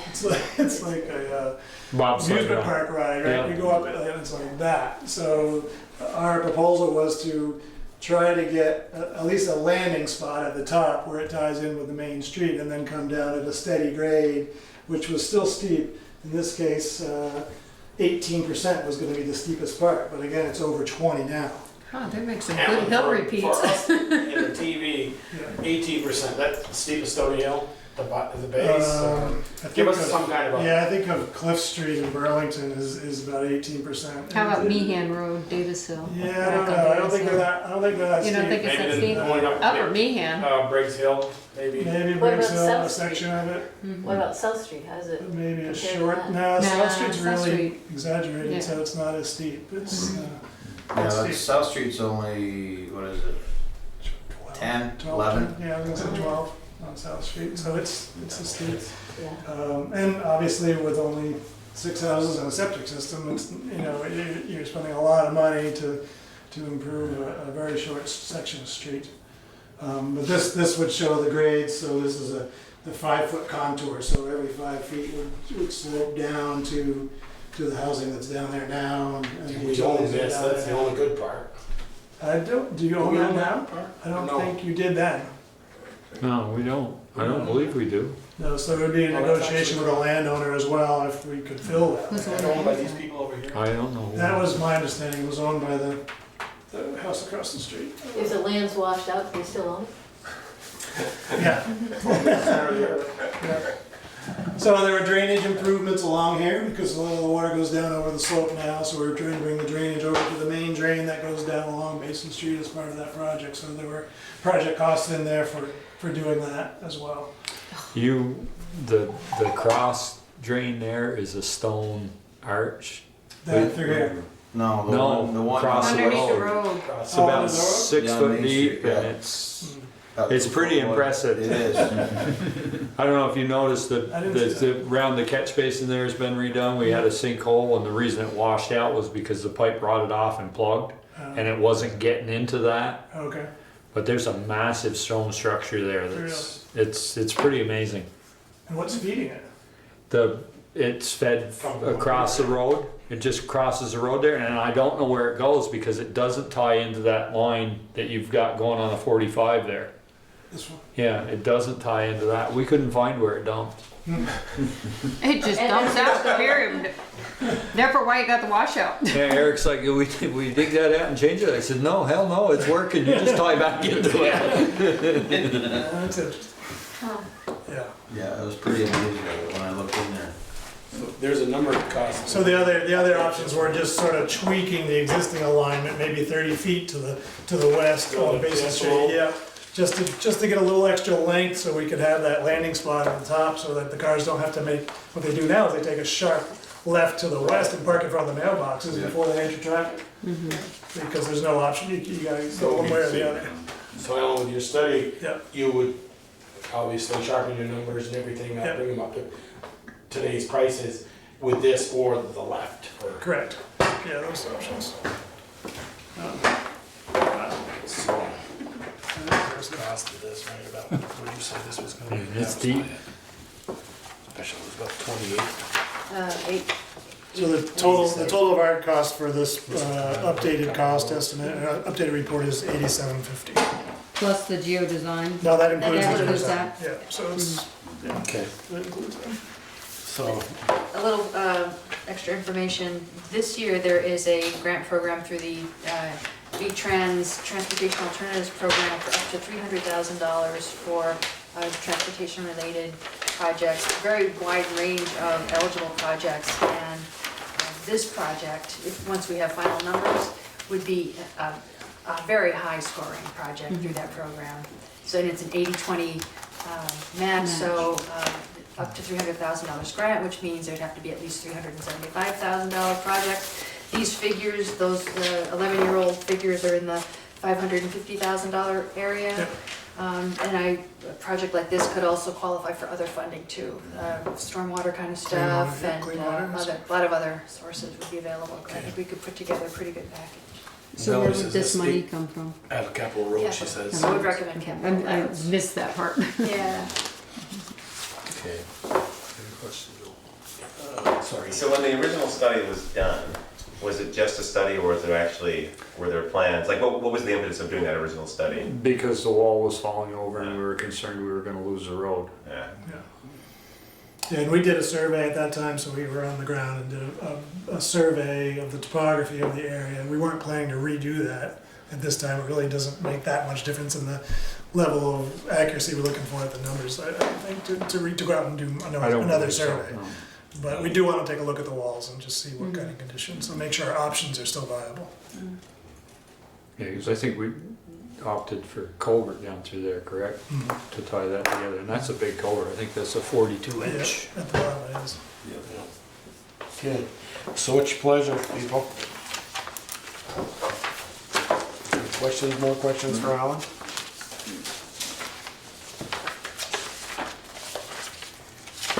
We need to proceed because we're gonna lose the road at some point. Yeah. Well, 11 years ago, you thought you were gonna lose the road. Well, it's certainly, we actually, I'm more worried about the wall. I think. we shored If you that lose the wall, you up. lose the road. We put some stone in there and shored that wall up in the interim, so we did do something, but we didn't spend the big. So when you guys fixed that, the drain, was that where one of the walls is? Is that the? No, this is up on the main road and we have no idea. Oh, the walls go on the side of the On road? the side of Basin Okay, Street. sorry, I've never been down that road. Yeah. I'm gonna look Yeah, down there's a and I trench. look down and Where's say, your- yeah, I don't wanna go Where's down your there. paper? I can point that trench out there. It's not there. I just You didn't put it away. I did. Didn't want to lose it.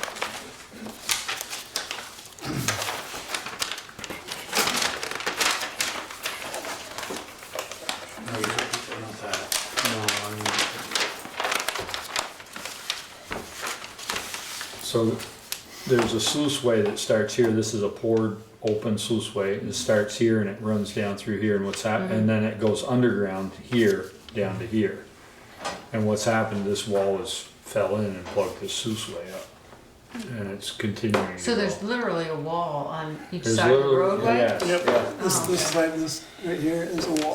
Oh, okay. And then there's one that was right here, but that has fallen And over it's since collapsed. Yeah. Okay. And then this does cross here, but it doesn't go, Into that it sluice. doesn't go into this. It goes in and that picture is right straight down and no idea where it goes from there. Cause this is a 24 or a 30-inch pipe, Where Well, it's the one obviously that comes working out of well. that double catch basin. 24. And this is a double catch basin right here. It doesn't tie into that. I think that, well, this is your design, right? Tying these, This is, yeah. taking these over to here and running the Because from pipe the belt. down to this one, down to this one. I mean, the drain down in front of the bank, and there's a drain up by either side of the bank, up toward Shaw's. That all goes into Main Street, heads east. That probably all goes into that stone sluice Yeah, way. that's what, Yeah. that's what we're showing. Cause all that goes down, Mason Street comes out that tube somewheres. Other than up on Somewheres. Main Street. Disperses I it. think in the probably land what down we need below. to do is make arrangements to get the tanker down there and dump all the water in that and figure out where it's going. Maybe when you're down there, that would be the time to do it. Because, Pink water. because, Pink. I mean, obviously down from the bakery down south, that road all heads that way, you know. The road pitches to the east, so Maybe you can't don't come wanna back know where and get it into the comes main, out. the big I dig said, maybe you right don't wanna know where it comes out. Well, you just don't want to, if it does come out on the bank somewhere, we don't want to fill it Right. in. We have to know where it comes out. there. Okay. So we any need more? a motion? Yes. Oops. I make a motion that we enter into an agreement with Green Mountain Engineering to do the Basin Street update study and with the money coming from the capital roads funds. Is there a second? Second. Get all that, Tasha? Any more questions? Did you want to put the amount or no? Of up to 87. Up to Up to 87. 87.50, giving Val authority to sign. Thanks. Get that, Tasha? Up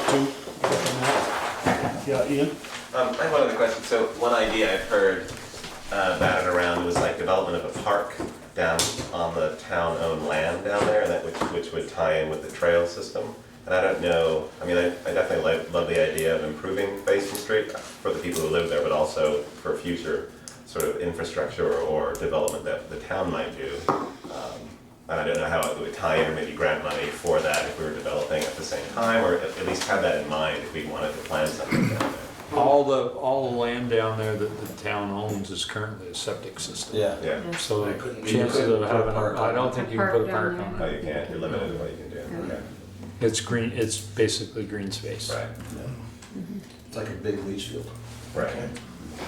That's exactly what it is. It's not like a big leach field, it is a big leach field. That's what I was referring Two to. 10,000 gallon tanks. You couldn't build on a leach field, which is the same concept down there. Or at least open it up in a green space to have more people down there. I know that Dog Porter talked about that when she was looking at the land. There's a piece of property down there that I guess is derelict or something, and she's trying to find who owns it, and then maybe development of that to tie in with the trails. I think that's the Carpenter property. Yeah, the one out back. That's on the other side of the road.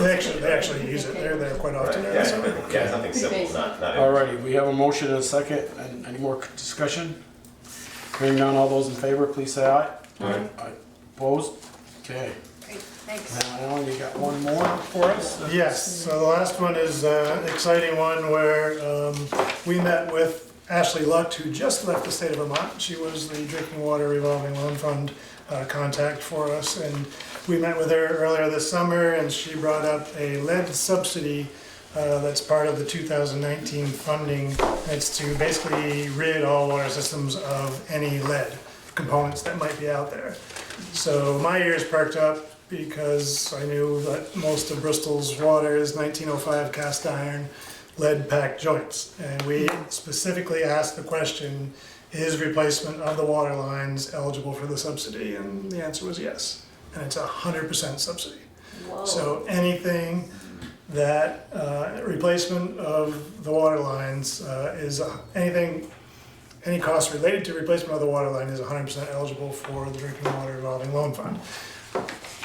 The fund only carries about $2 million a year for the whole state right now. So you're not gonna replace all your pipelines in 1 year. But Not even if they gave us all the 2 million, we couldn't do it all. the map that I brought shows all the 1905 cast iron that's still in the ground, the yellow highlighted streets. Oh my God. It's 24,000 linear feet of 1905 cast iron. 24,000? Yeah. Yeah. That's the long one.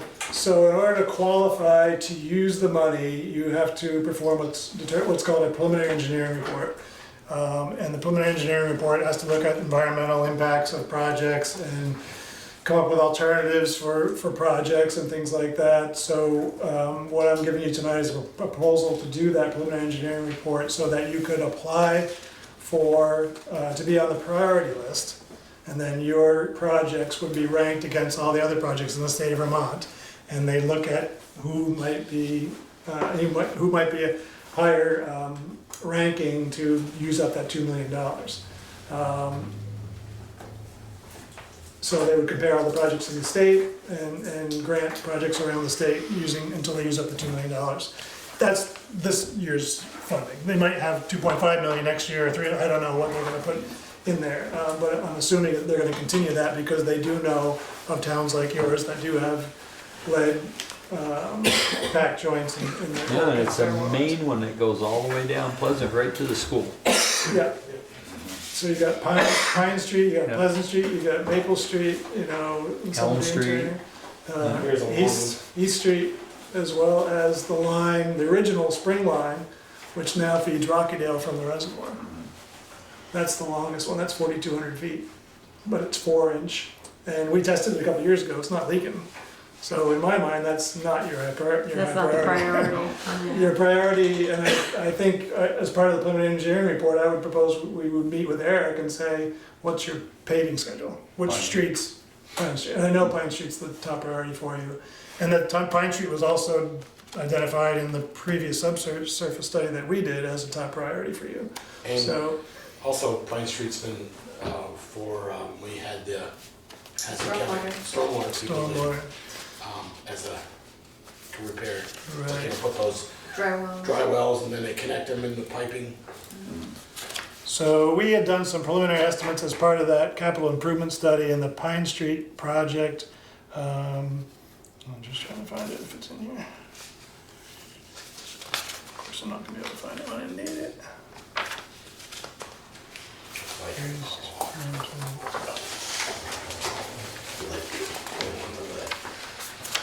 What does it actually mean, There it is. lead? Yeah, it was, When they put them together, they take okra?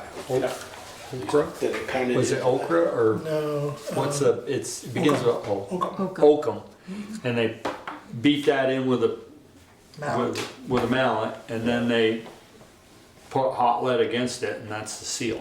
So it's just a seal, it's not actually in the pipe itself. That's correct. Like, Yeah. but But it's every 10 feet is another joint that has lead packed. All our I was gonna- And valves. so there's potential that it could eventually deteriorate and Yeah. go Right. into the water system. Yes. Okay, Yeah. And Pine Street's leaking anyway. Years. One of our streets that's all right. one of our current leakers. So Alan, if you do this study, for this year, Yeah. do you have to do it every year? Well, no, we would do, that's what I'm proposing, is to do one preliminary engineering report that would cover all that pipe. Okay.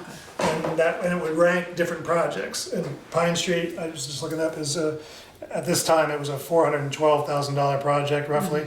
314 of that 412 was for water, and another 100,000 basically was for the street improvements.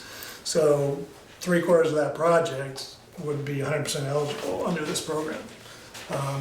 So my idea was the preliminary engineering report, which covered all those streets, would rank different projects. Pine Street, year one, maybe Liberty, I don't know, it's some other streets, or Pleasant Street as the next project, and then you might combine a couple of the shorter streets into projects, and they would be staggered out over several years, and we would apply for that money each year, and hopefully get some of that. That's a loan, correct? It's not a. No, it's 100%. It's a loan program with 100% subsidy.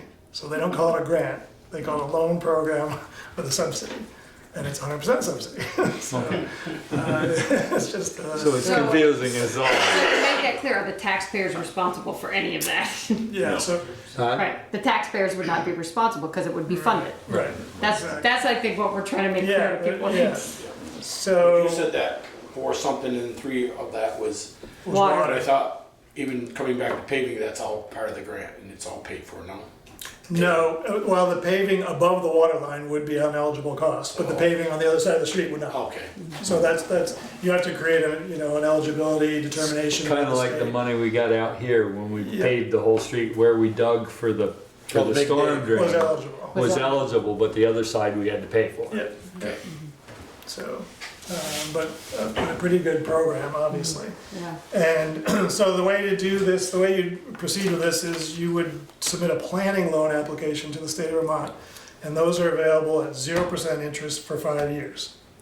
If you don't ever build a project, you pay that planning loan back over a period of 5 years in even increments. So if you borrowed $100,000, never built a project, years 6 through 10, you'd pay $20,000 back each year and you'd be done. If you build a project, they roll that cost of the preliminary engineering into the construction loan. So you don't pay anything out of pocket until you build the project. And then it's 2%. And then there's a 2% fee on the loan. Depending on the year and the income level in Bristol, you may also qualify for a disadvantage subsidy. And they would use that before they use the 100% money because they don't have that much money. They only have $2 million of that money. So if you qualified for a subsidy because you're disadvantaged income-wise, you Yeah, we went through that with the USDA and it didn't work out. Right. You know, what I did it, Beaker. I just want to say that's how they prioritize what they use for the monies. Although, can you isolate the geographic area? For example, if we focus on Pine Street, can we submit information, income-related information for just that project area? I don't think you can go that fine. You could do an income survey for the service area of the water system within a town, but I don't think you could do an income survey street by street. We wouldn't want to do Pine Street separate because Joel lives there. So did Jack. So, yeah. And Sally too. I moved. Oh, that's right. I'm over on Mountain Terrace. Oh. A little apartment below Peter and Joanne's house. Yeah. So in big numbers, I guess the 24,000 feet that we did in the 2014 study, I just went through and added up the project costs related, and it's $6 million worth of water line replacement. It's a lot of work. For all of it? For all of it. And if you can get 100% subsidy for that much infrastructure, that's an amazing program. So I think it's worth taking advantage of it. So the next step would be, if you wanted to proceed, you would apply for a planning loan application for the cost of the preliminary engineering. And you would submit the planning loan application and a draft engineering agreement to the state for their approval. And then once they approve that, we would start the preliminary engineering. So this amount that you put in here on page 2 or 3, you would, that would be what we apply for initially. Yep. For the planning loan. For the planning. Planning, exactly. Now, at what point would we need to have a bond? You would not have a bond vote until final design phase. So that's the other thing that they changed this year is, used to be I would ask towns what kind of projects they wanted to do, and we'd get you on the priority list for the upcoming year. We've done priority list applications for the basin street, for the wastewater, and we do those for water as well in towns. They are now requiring that the preliminary engineering report be complete before you can apply to be on the priority list, because the state's experience has been that towns are just sending in applications for all these projects that aren't moving forward. So they've got this big backlog of projects that never get built. So they're like, okay, we're done, you guys. We're done with that. You have to have an approved preliminary engineering report before you can apply. No. The deadline's January, so there's no way we're gonna be able to do that by this January, this amount of work. So you would apply for financing for this project for next season, 2021. And you would do a bond vote. You could do the bond vote in November of next year or even spring of 2021. Do you have to pass a bond before they tell you, hey, Bristol, we're gonna give you 300,000? No, they'll put you on the priority list After with priority a list. preliminary engineering report, approved preliminary engineering report. But you have to have an approved bond vote before they'll give you the construction loan. That makes sense. Which you're gonna get paid back. 100%. Want a convoluted system. 100% subsidy for the water. Yes, eligible. yes, Yeah. yes. You know, it just scares me to say this, but I see this happening. You apply for this loan and do what they did to us before. On It's West Street. oh yeah, you've got to get, no, we're not giving that to you. You have to pay it back or you have to get a loan. Well, it's gonna be Yeah, very they difficult got to it. explain to the public. We're asking you to approve this bond for X amount of money, but it's not gonna cost you anything. Well, there will be a cost because there's obviously going to be components of the project that aren't. Right. aren't Right, covered. yeah. And I would always recommend that you bond for the full amount Right. of the project. And then Including the whatever's- stormwater and anything else you Right, wanna throw into the right, mix. right, yeah. I mean, we're just gonna have to break it out in Yeah. clear numbers Right. so that we can understand it too. And you're not gonna be able to do a lot at one time. Like I said, street by street is kind of the way I'm thinking as you're doing the improvements on the street, and that's gonna sort of rank your projects, since it's all the same age. Right. And it's all And we 1905 cast iron But we have some that we know is leaking. that we know are leaking. Yeah. Yeah, kind of like we've already done with West Street and West Street, so.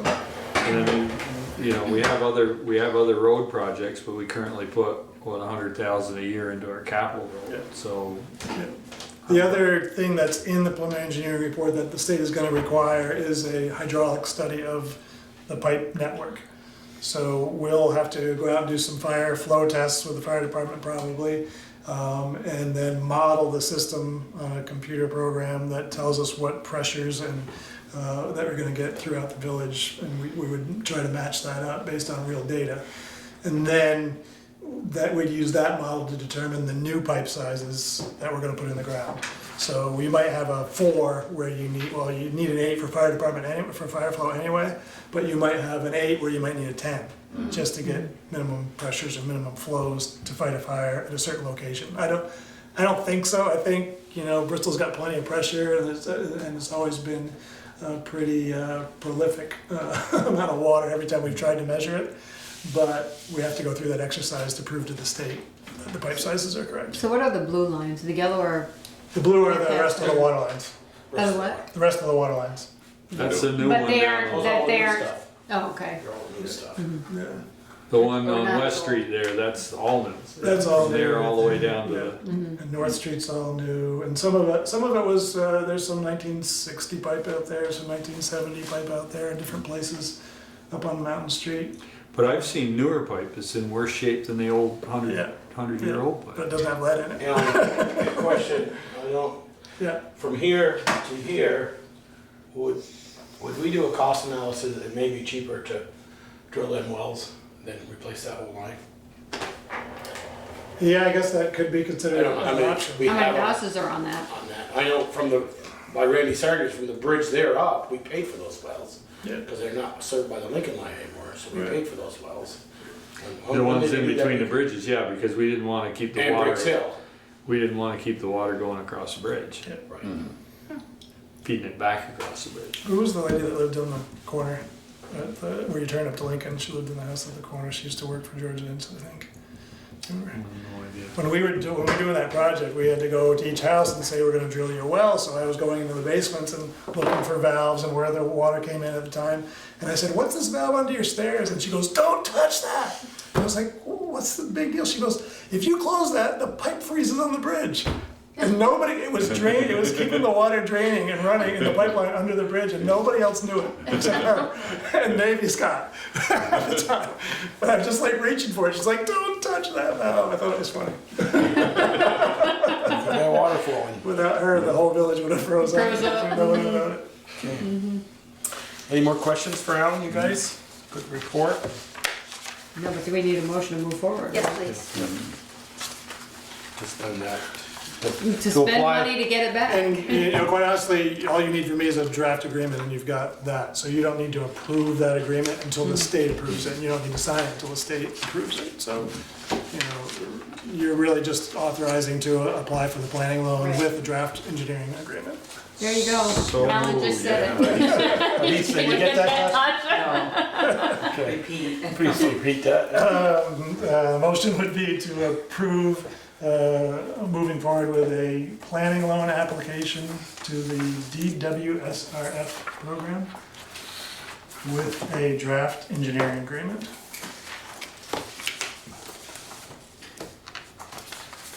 And I'll make that motion. I said all that. I'll make that motion, Tasha. Peter can second it. Maybe I don't want to say. Well, Any more, Almost gotta. any more, Paper did. And that included accepting the proposal. accepting the proposal there? I guess I got a question. You threw out that number quite high. We did all 24,000 feet. More than 20. 4,000. 24,000 feet. 6 million. Oh, 6 Yeah, million. you said that.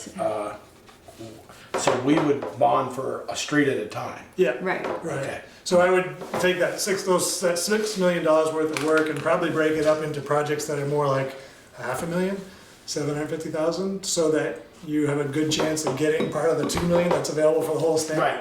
You know, we don't want to go after $2 million because they're just going to say, we're not going to give it to Bristol. Right. You know, regular. So, Like third of a loaf of bread instead of the whole loaf. exactly. And let's get those priority streets done at least. You know, that's kind of the goal. I can't wait. I guess So what are I'll the, be selfish. what are the, say we applied for $750,000, and there's only 2 million, what is the likelihood it would be based on where we ranked on the priority list Yeah, as to whether we got it? yeah. Or And all it- of it. Well, I'm curious as to whether it was a $750,000 project. What I'm getting at is I don't wanna end up like we did with the USDA. Yeah, no, and they say- won't partially fund. That's why I would try to do lower dollar amount projects, because they won't set it, if it's 750 and they only have 300, they're not gonna, They're not they're gonna- gonna go find somebody who's got a $200,000 project Okay. and use the money on that. So we'll try to get you an extra Yeah. the year after. Yeah. Okay. Okay, we got a motion. Tasha, you wanna read that back to us? Michelle moved to do a draft approve moving forward planning loan application to DWSRF with a draft engineering agreement and accepting the proposal. Is that what you said, Michelle? Pretty close. It's pretty close. Pretty close. Peter seconded it, so all those in favor, please say aye. Aye. Opposed? Okay. Thank you very much. Thank you all very much. Okay. Should I take this contraption apart? It's pretty easy, just touch it and it'll fall down apart. Emergency management planning updates, October 23rd and 24th statewide category 4 exercise. August 2019 tabletop exercise review and update Bristol local emergency management plan. Not yet, so this week is the statewide exercise that Bristol will be participating in. We're about among 20 different municipalities participating in this exercise statewide, and a lot of other state agencies are also participating. And the purpose is for all of these agencies and municipalities to go through the exercise as realistically as possible. To evaluate or get a sense for how prepared we actually would be in a real situation. And We are prepared, we handled it on Thursday. yeah, I know. Well, the exercise presumes that the first responders are going to be out in the field. They're going to be out on the ground, putting out fires and dealing with people directly. And so the exercise for our purposes, is more focused on the Emergency Operations Center, the EOC. How do we function as an emergency management team in terms of identifying the issues and deploying resources to tackle those issues. And they will give you that synopsis on the 23rd. in the Right. morning. This just happened. Yeah, but then Right. we'll get phone calls and they'll say, this has happened, what are you doing about, what can you do about it? Right. And so we need to respond to that. I And know they'll- you're part of that, Peter, I know you are. Yeah. The whole board doesn't need to be on this. No, just primarily the folks that would be in the EOC. So Mark Bouvier will be here as the information officer, Jen will be here, I'll be here, Peter will be here. Folks can come and go if you want to, see how things are going, but, and there'll be an evaluator here who will be here to observe how we do things, but also as a resource and help facilitate our responses if that's necessary.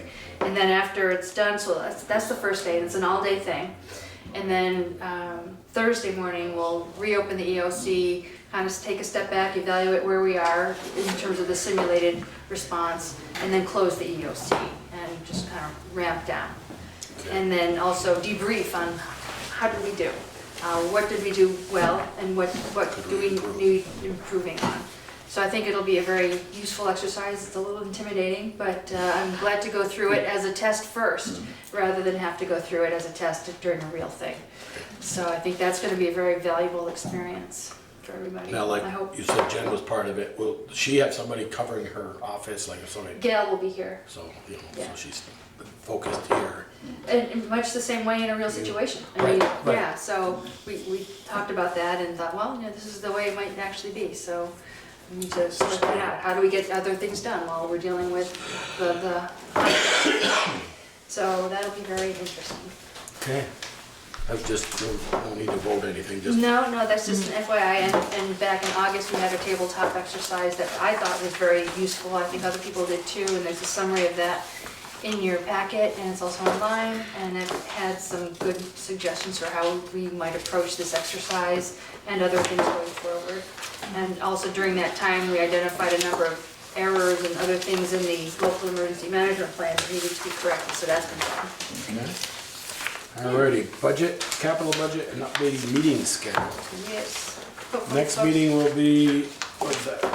November 4th. November 4th, and typically that'll be 6 o'clock. 6 p.m. Just for the camera, everybody out there, turn on your TV, riveting, Monday on the 4th. So is it a given that the meetings will start at 6 after daylight saving? That's what we've always done before, so. Okay. Yep. Ian? I have a question about that. Does it have to be the case? So there are some reasons I was thinking about in terms of the time change. It's always confusing when the meetings change. And people can relate. Some people have missed, cameras have missed it. It lasts for 4 months. I think it makes it more difficult. I'm speaking for myself, but I know other people too. It's harder to attend if it's an earlier meeting, because people might still be in work and need to get here. And it also, if you're someone with young kids like myself, who eventually might get a place on the select board, it makes it a little bit easier to have that 7 p.m., be able to have dinner, see them, and come to the meeting. So that was just my thoughts on that change. Well, I hear all your points. I think for board standpoint, it's winter months, it gets us out home an extra hour earlier. Michelle's Sometimes. Sometimes it don't, right, Michelle? Ian, the only reason it's not 6 o'clock year round is because I really fought it because I can't make Right. 6 o'clock in the summer. And I am on par and my schedule, yeah, so. Okay. But and Michelle has stated, I think to you earlier, when we get into the budget season, we've got so much more work. And frankly, when we start at 6, we don't get out any earlier than when we start at 7. And, you know, and I hear what you're saying about people, if you want, they can come, be on the agenda, or, say, schedule me for 8:30 or so. Come down then, if they want, they can call Valerie, and our door's open, and get on the agenda. Eric, you're on the select board in Starksboro, what time do they start? 5:30. 5:30. That wouldn't work for me. See, I come right from work. When it starts at 6, Right. I come right from work. I don't go home. Okay. Yeah. So. And we go from anywhere from 5:30, quarter to 6, you're done? Yeah, no, that's the fire meeting. We go anywhere from 8:30 to 9 when we start at 5:30. Short night. The shortest night we had was when we were on vacation. We were here, I think, 8:15 or something, 8:15. Okay, I'll take more time. Okay, authorize accounts payable Take all warrants. your time off. People's United Bank line of credit Well, I mean, warrant. Oh, wait, we weren't done with that, are you? Aren't we supposed to be looking at this? Well, if you'd like, it's. Oh, I'm sorry. Yeah, so there's a calendar with. I went right to the minutes and nobody said anything about capital budget or anything, so. So the purpose of this calendar is to give you some idea of what's coming up, and so that helps us prioritize how we schedule things. And on the back of the last page is a summary of projects that the select board's completed, projects that are currently on deck, and projects that are in the wings on the way to being on deck. And Call that double deck. double deck, yeah. Call that baseball double deck. Just so that we can see what's coming and we can try to prioritize what things we take on and what things might have to take a little longer to get done. So it's more of a tool to help the select board prioritize and set goals. Okay. So, there's no specific action that you need to take on this, but if you have any thoughts, now would be an okay time to mention it. No, I like it. Yep. Very helpful. Yes. Hopefully it's manageable. It looks overwhelming, but. It's nothing but what we do every year. Yeah, I know, Yeah. but When you when look you back write it up- all down, it makes it look. Yeah. Yes, so when you look at the stuff that's gotten done, I think Yeah. it's Yeah. the pat on the back for you. Okay. For you. Yeah. So, we don't need a motion to approve No. approve the October meeting. Oh. We do it for the minutes, yes, I'm sorry. Yeah. Dating meeting schedule. Approval October 7th, 2019 meeting minutes. Michelle, have you No, I was good. proofreaded them? And Nope, I proofed it. So moved. I didn't see anything. so motion is there a second? Second. A motion is second to approve the October 7th, 2019 meeting minutes. Hearing no corrections, all those in favor, please say aye. Aye. Opposed? Okay, authorize accounts payable warrant, People's United Bank line of credit warrant, and any liquor licenses. I saw you signing away there, Peter. These are I haven't done it. Those are- Yeah, why are we so far back? I mean, there's a lot to sign in there, Joel. Back to like June and I July did approve that. for payment. the warrant is,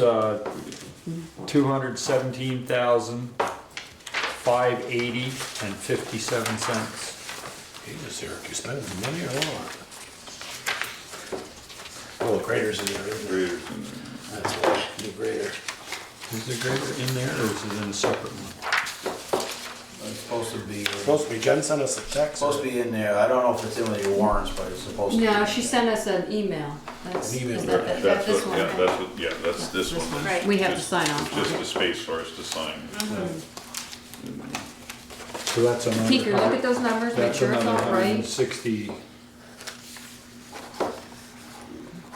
Yeah, it's 160 right there. So the other warrant that were, or is it a warrant or is it coming out of the capital equipment? Does that, It is not coming out of the capital equipment, it's coming out of the USDA loan. So it's kind of passing through. for the grader? Grader? For the Oh, grader. for the grader, I'm sorry, I thought you were talking Yeah. about the other one that she asked us to sign. But no, Yeah, she's no, the got- grader.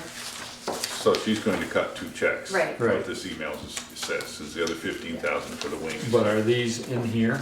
They're not in No, here? No. they're not in there. No. So are they warrant, are they That's considered a, this is a warrant? warrant, It yes. is part of the This warrant. is a Alright, so then there's another, A second warrant. the For second the grader. warrant is 175,544. Is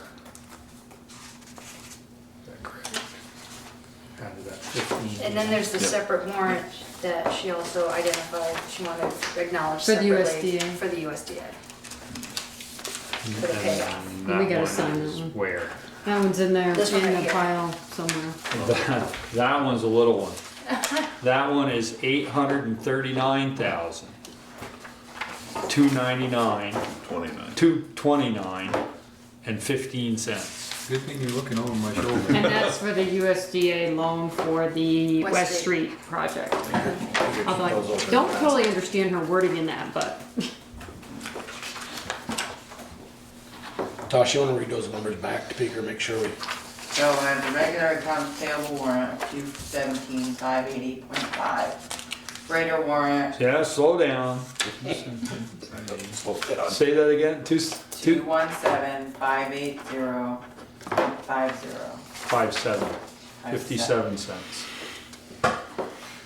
so I had a. Greater warrant is 175,544.00. That's correct. And the USDA loan warrant for West Street project is 839,229.15. That is correct as well.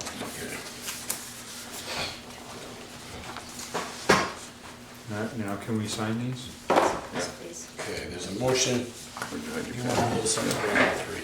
You can do all three. just do all three. Okay, motion to pay those three bonds or Warrants. warrants? Do you need? Typically, if we just sign, we never. Yeah, we don't, so we're just signing them. Just put down that we sign them. Screwed you up, man. I think what on the bottom line, since there's only four There's of only us. 4 of us. I already figured that one out. All by yourself? So the People's United Bank wanted a credit warrant, which one was that? That's the 839. Okay. And that was for the West Street project. What's this one? Special town meeting. Yeah, we did approve that one. Back to Joel. Haven't seen the paper.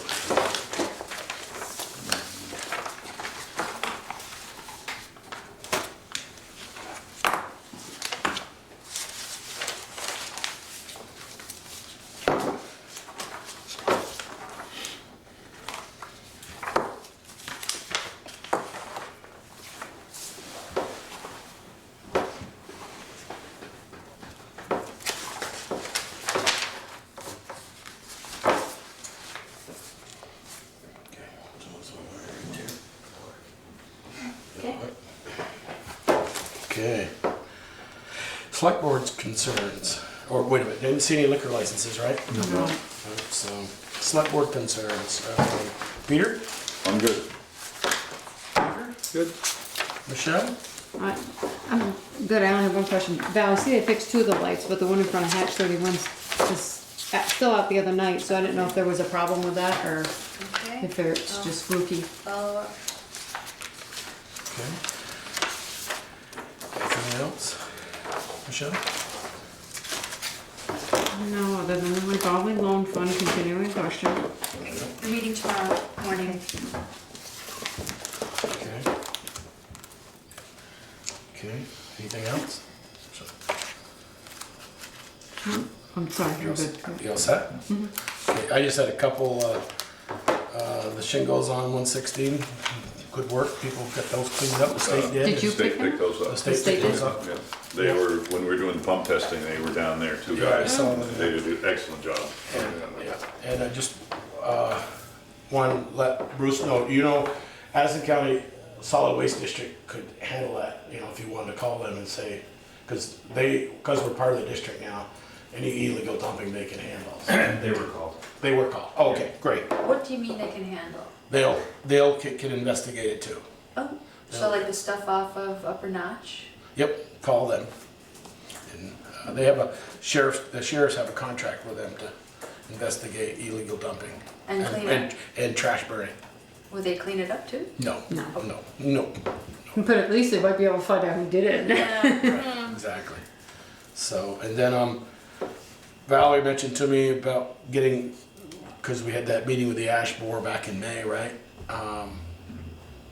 There is 5 or 6 trees on the park, and it's going to be coming up on our agenda later on. And I thought maybe that would be a spot we could tap a little bit of the D. Johnson funds for trees to save the trees. So, just an idea I had. So, No pun intended. no tree. Tap the tree. Right? Yeah. Yeah, so, and that's all I had. Valerie, you're up. Okay, in case folks didn't have a chance to read the TA report, which went out a little bit late, Jill Marsano and I went and visited grease trap owners, and that was a very productive exercise, and I think some folks are maintaining them very well, although it's proving difficult for folks to actually provide us with quarterly maintenance records. What we agreed to do is that as long as they maintain them on site and make them available when anybody stops by. So folks are agreeable to that, and I think we'll. If they have them on site, why can't they provide them to you? It's extra step to photocopy, pop them in the mail, whatever. It's just, it's easy to lose track of doing that, but, and which I can understand. Especially for asking them to do it 4 times a year. So we send Cy 4 times a year to look at it. Or occasionally, you know, and as long as they're doing it, that's what we want, is we want them to just keep doing it. Can't they just tell their contractor who sucks a nut to also send Bristol Maybe they do it themselves. copy of the invoice that's been done? Not that we're gonna pay it, but just so we can have the record it's been done. Well, I think we'll go with this for now. For now. Because it's already showing some improvement. And also Kristen Underwood was recognized by the Land Trust for her commitment to conservation in her community and for her outstanding efforts towards conservation. So congratulations, Kristen. But as good at the recognition is that she has gotten, I think Bristol is very fortunate to have so many people that contribute their time and talents to the town. And it's just really remarkable. So kudos to all the volunteers that contribute your time. It's terrific. And that's all I have. Okay. Actually, I did have one more thing. I've been talking to Jen for the last week or so about, remember, maybe one of our apartment owners here in town up on Mount Street had a very large water bill, you know, had a leaky toilet. And then his tenant knew it, but they thought that was normal, to the tune of about 98,000 gallons of water, and to a bill of about, what, $4,800. I'm wondering, I asked Jen if we had, maybe, pick a number, you know, 25 or 50 of our big users, and maybe offer a service to them, you know, for $5 or $10 a month. We'll read your meter every month. So, you know, what would that have done to that big user on Mount Street if we had read it the first month instead of 3 months? I just would like to explore that a little bit to see, Cy, how much would it cost you to read these 25 big users? You know, if they got a leak and they got to wait 3 months to know, my Lord, I used 98,000 gallons of water on a leaky toilet. Just an idea I've thought about, you know, something we could be proactive to our, and you know, it would be a charge of maybe whatever it's charged to, if they don't want to sign up for it, they don't have to take that chance. And but I just thought it would be a good, maybe carrot to throw out there to some of these big users. Say, you know, you get a big use, and it goes after the day after we read it. How is that any different than Peter is a homeowner if his toilet starts running and he gets the same bill? I mean, because basically this was just one toilet. Yep, you're right, Peter. I mean, we could offer that. People could, you know, for, I don't know how many hours we have in reading all the meters, all 600 of them. But it was just a thought I had about trying to. Well, the only, if the toilet's leaking, people know it. And if I'm the landlord, I'm gonna somehow pass that on to the person who didn't report it to them. Right. It's their responsibility. And if, you know, you get the other situations where something's leaking underneath and you don't know it, there's nothing you can do about that. But here again, if you said, you know what, I'm going to sign up for that $5 or $10 of insurance, so to speak. Kind of like buying your car insurance and having claimed in 5 years. You're still paying that car insurance. I thought it would be a good token to at least explore the idea of how much it would cost to read the big users, or so to speak. I don't think you'd want to do the big users. I think you would have to open it up to everybody because that's. I mean, we could be like Middlebury's system, where they know when it spikes up on their computer. You know, I got a call when Route 7 and the toilet was running over, or not running over, just continued to run, and last night it started, Joel. Their course is all satellite, it all comes in, nobody has to go around anymore, we can't afford that, I get that part of it. Now, does the meter on the inside, does that tick the numbers? Yes. So if somebody wanted to, They could go down and they do could it, go look at it every time. themselves. If they want to look at it When I'm in my every cellar, I day, go they over and could look at do- mine. Yeah. Mhm. And if I have little So red I needles would spinning think if they were concerned about it, then go look at it yourself. Yeah. It's different if it's a apartment building, I think. Just an idea I had. Yeah. So related to that, I just got one. There's a company called Flume, Flume, and it's a smart water meter reader.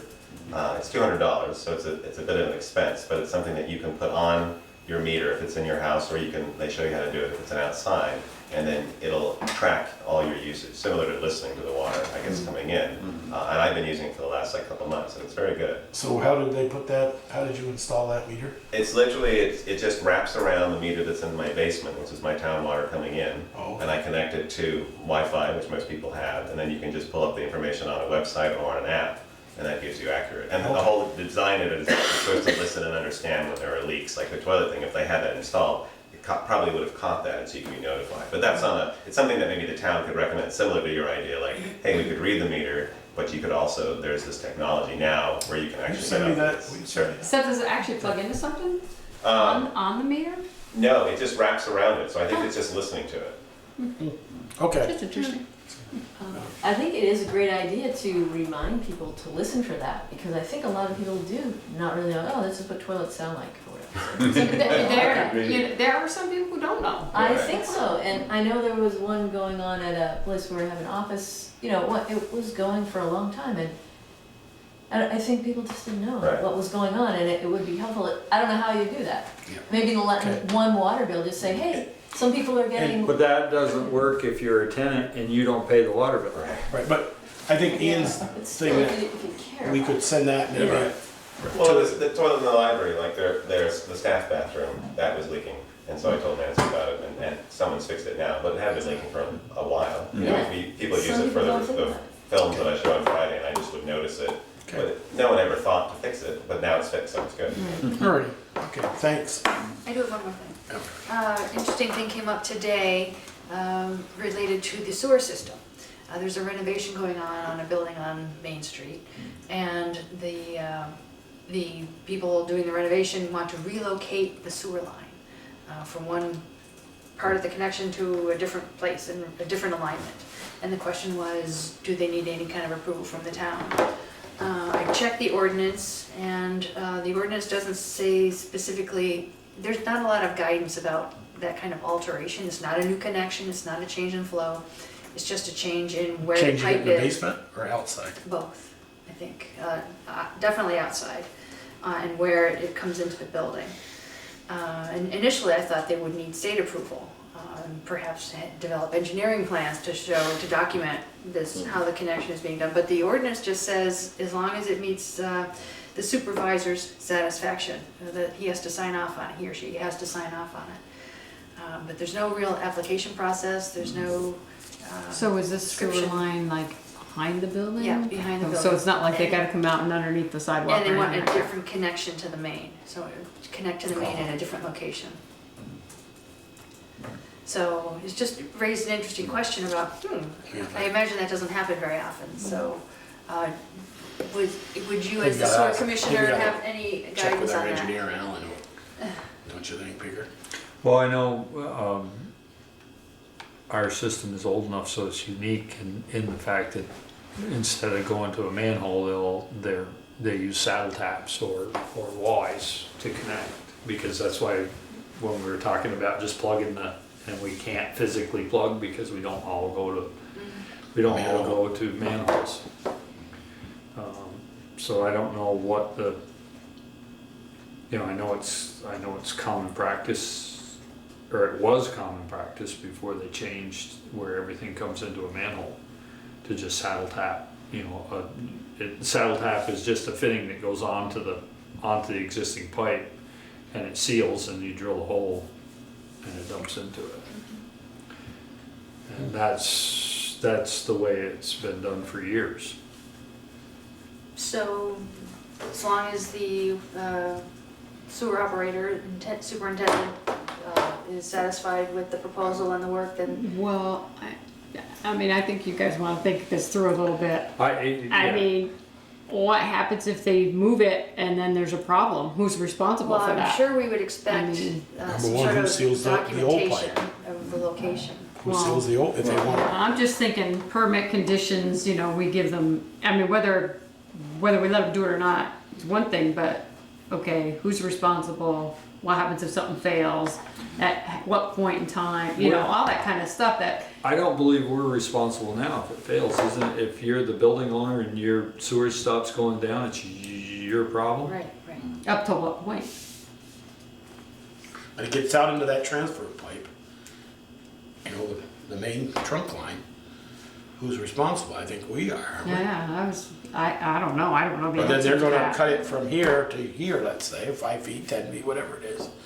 And who's gonna plug that old line, or are they gonna take it out and put a new piece of pipe in there? No, I would assume they would cap the old line going in, So, either cap it. Well, in don't the make line. assumptions. well, I know That's it's the gotta thing be- I'm saying, it's you gotta be need to capped. put it down. It's gotta be Like- capped somewhere, the sewer gas is gonna. Well, that's what I'm Right, saying, right. they can I move think it, we- but they have, I think they're we need required to to talk cap with it, Alan. any problems within a year, they have to, you know, whatever Yeah, it is. maybe we should ask Alan for his guidance in what we need. I mean, what if they put the pipe, it's downhill from there, and then this one begins to catch stuff? Cause you don't get any more flow out of it, and they only cut, they didn't, you know, they capped it back 10 feet. Well, they should cap it before it dumps into the main line. Right, but now you don't have any water coming out of that main line. It shouldn't.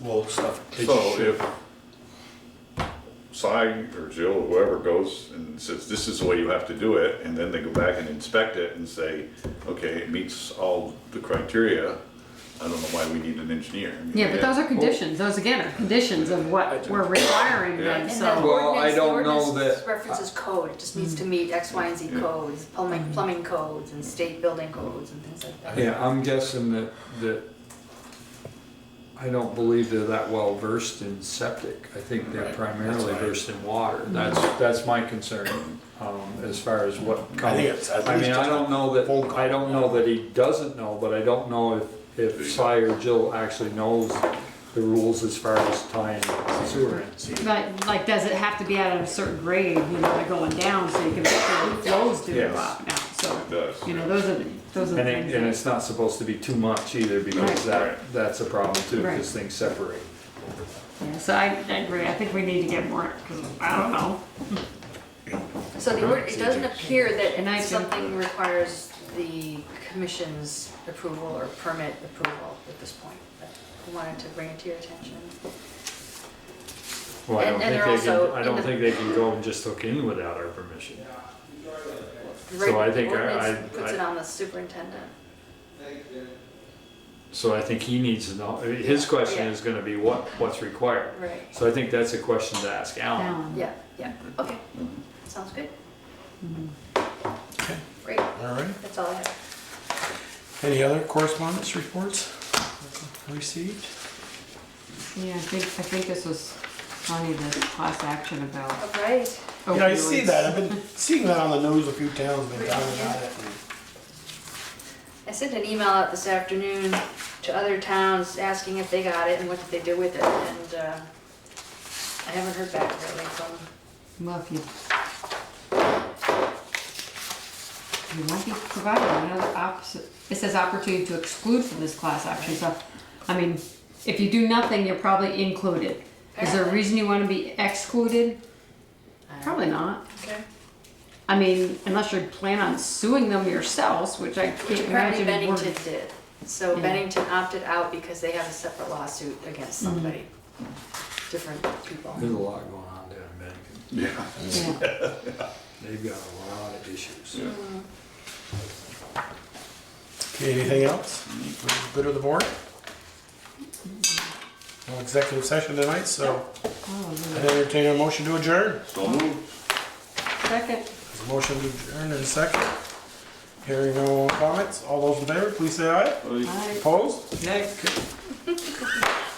Didn't can wanna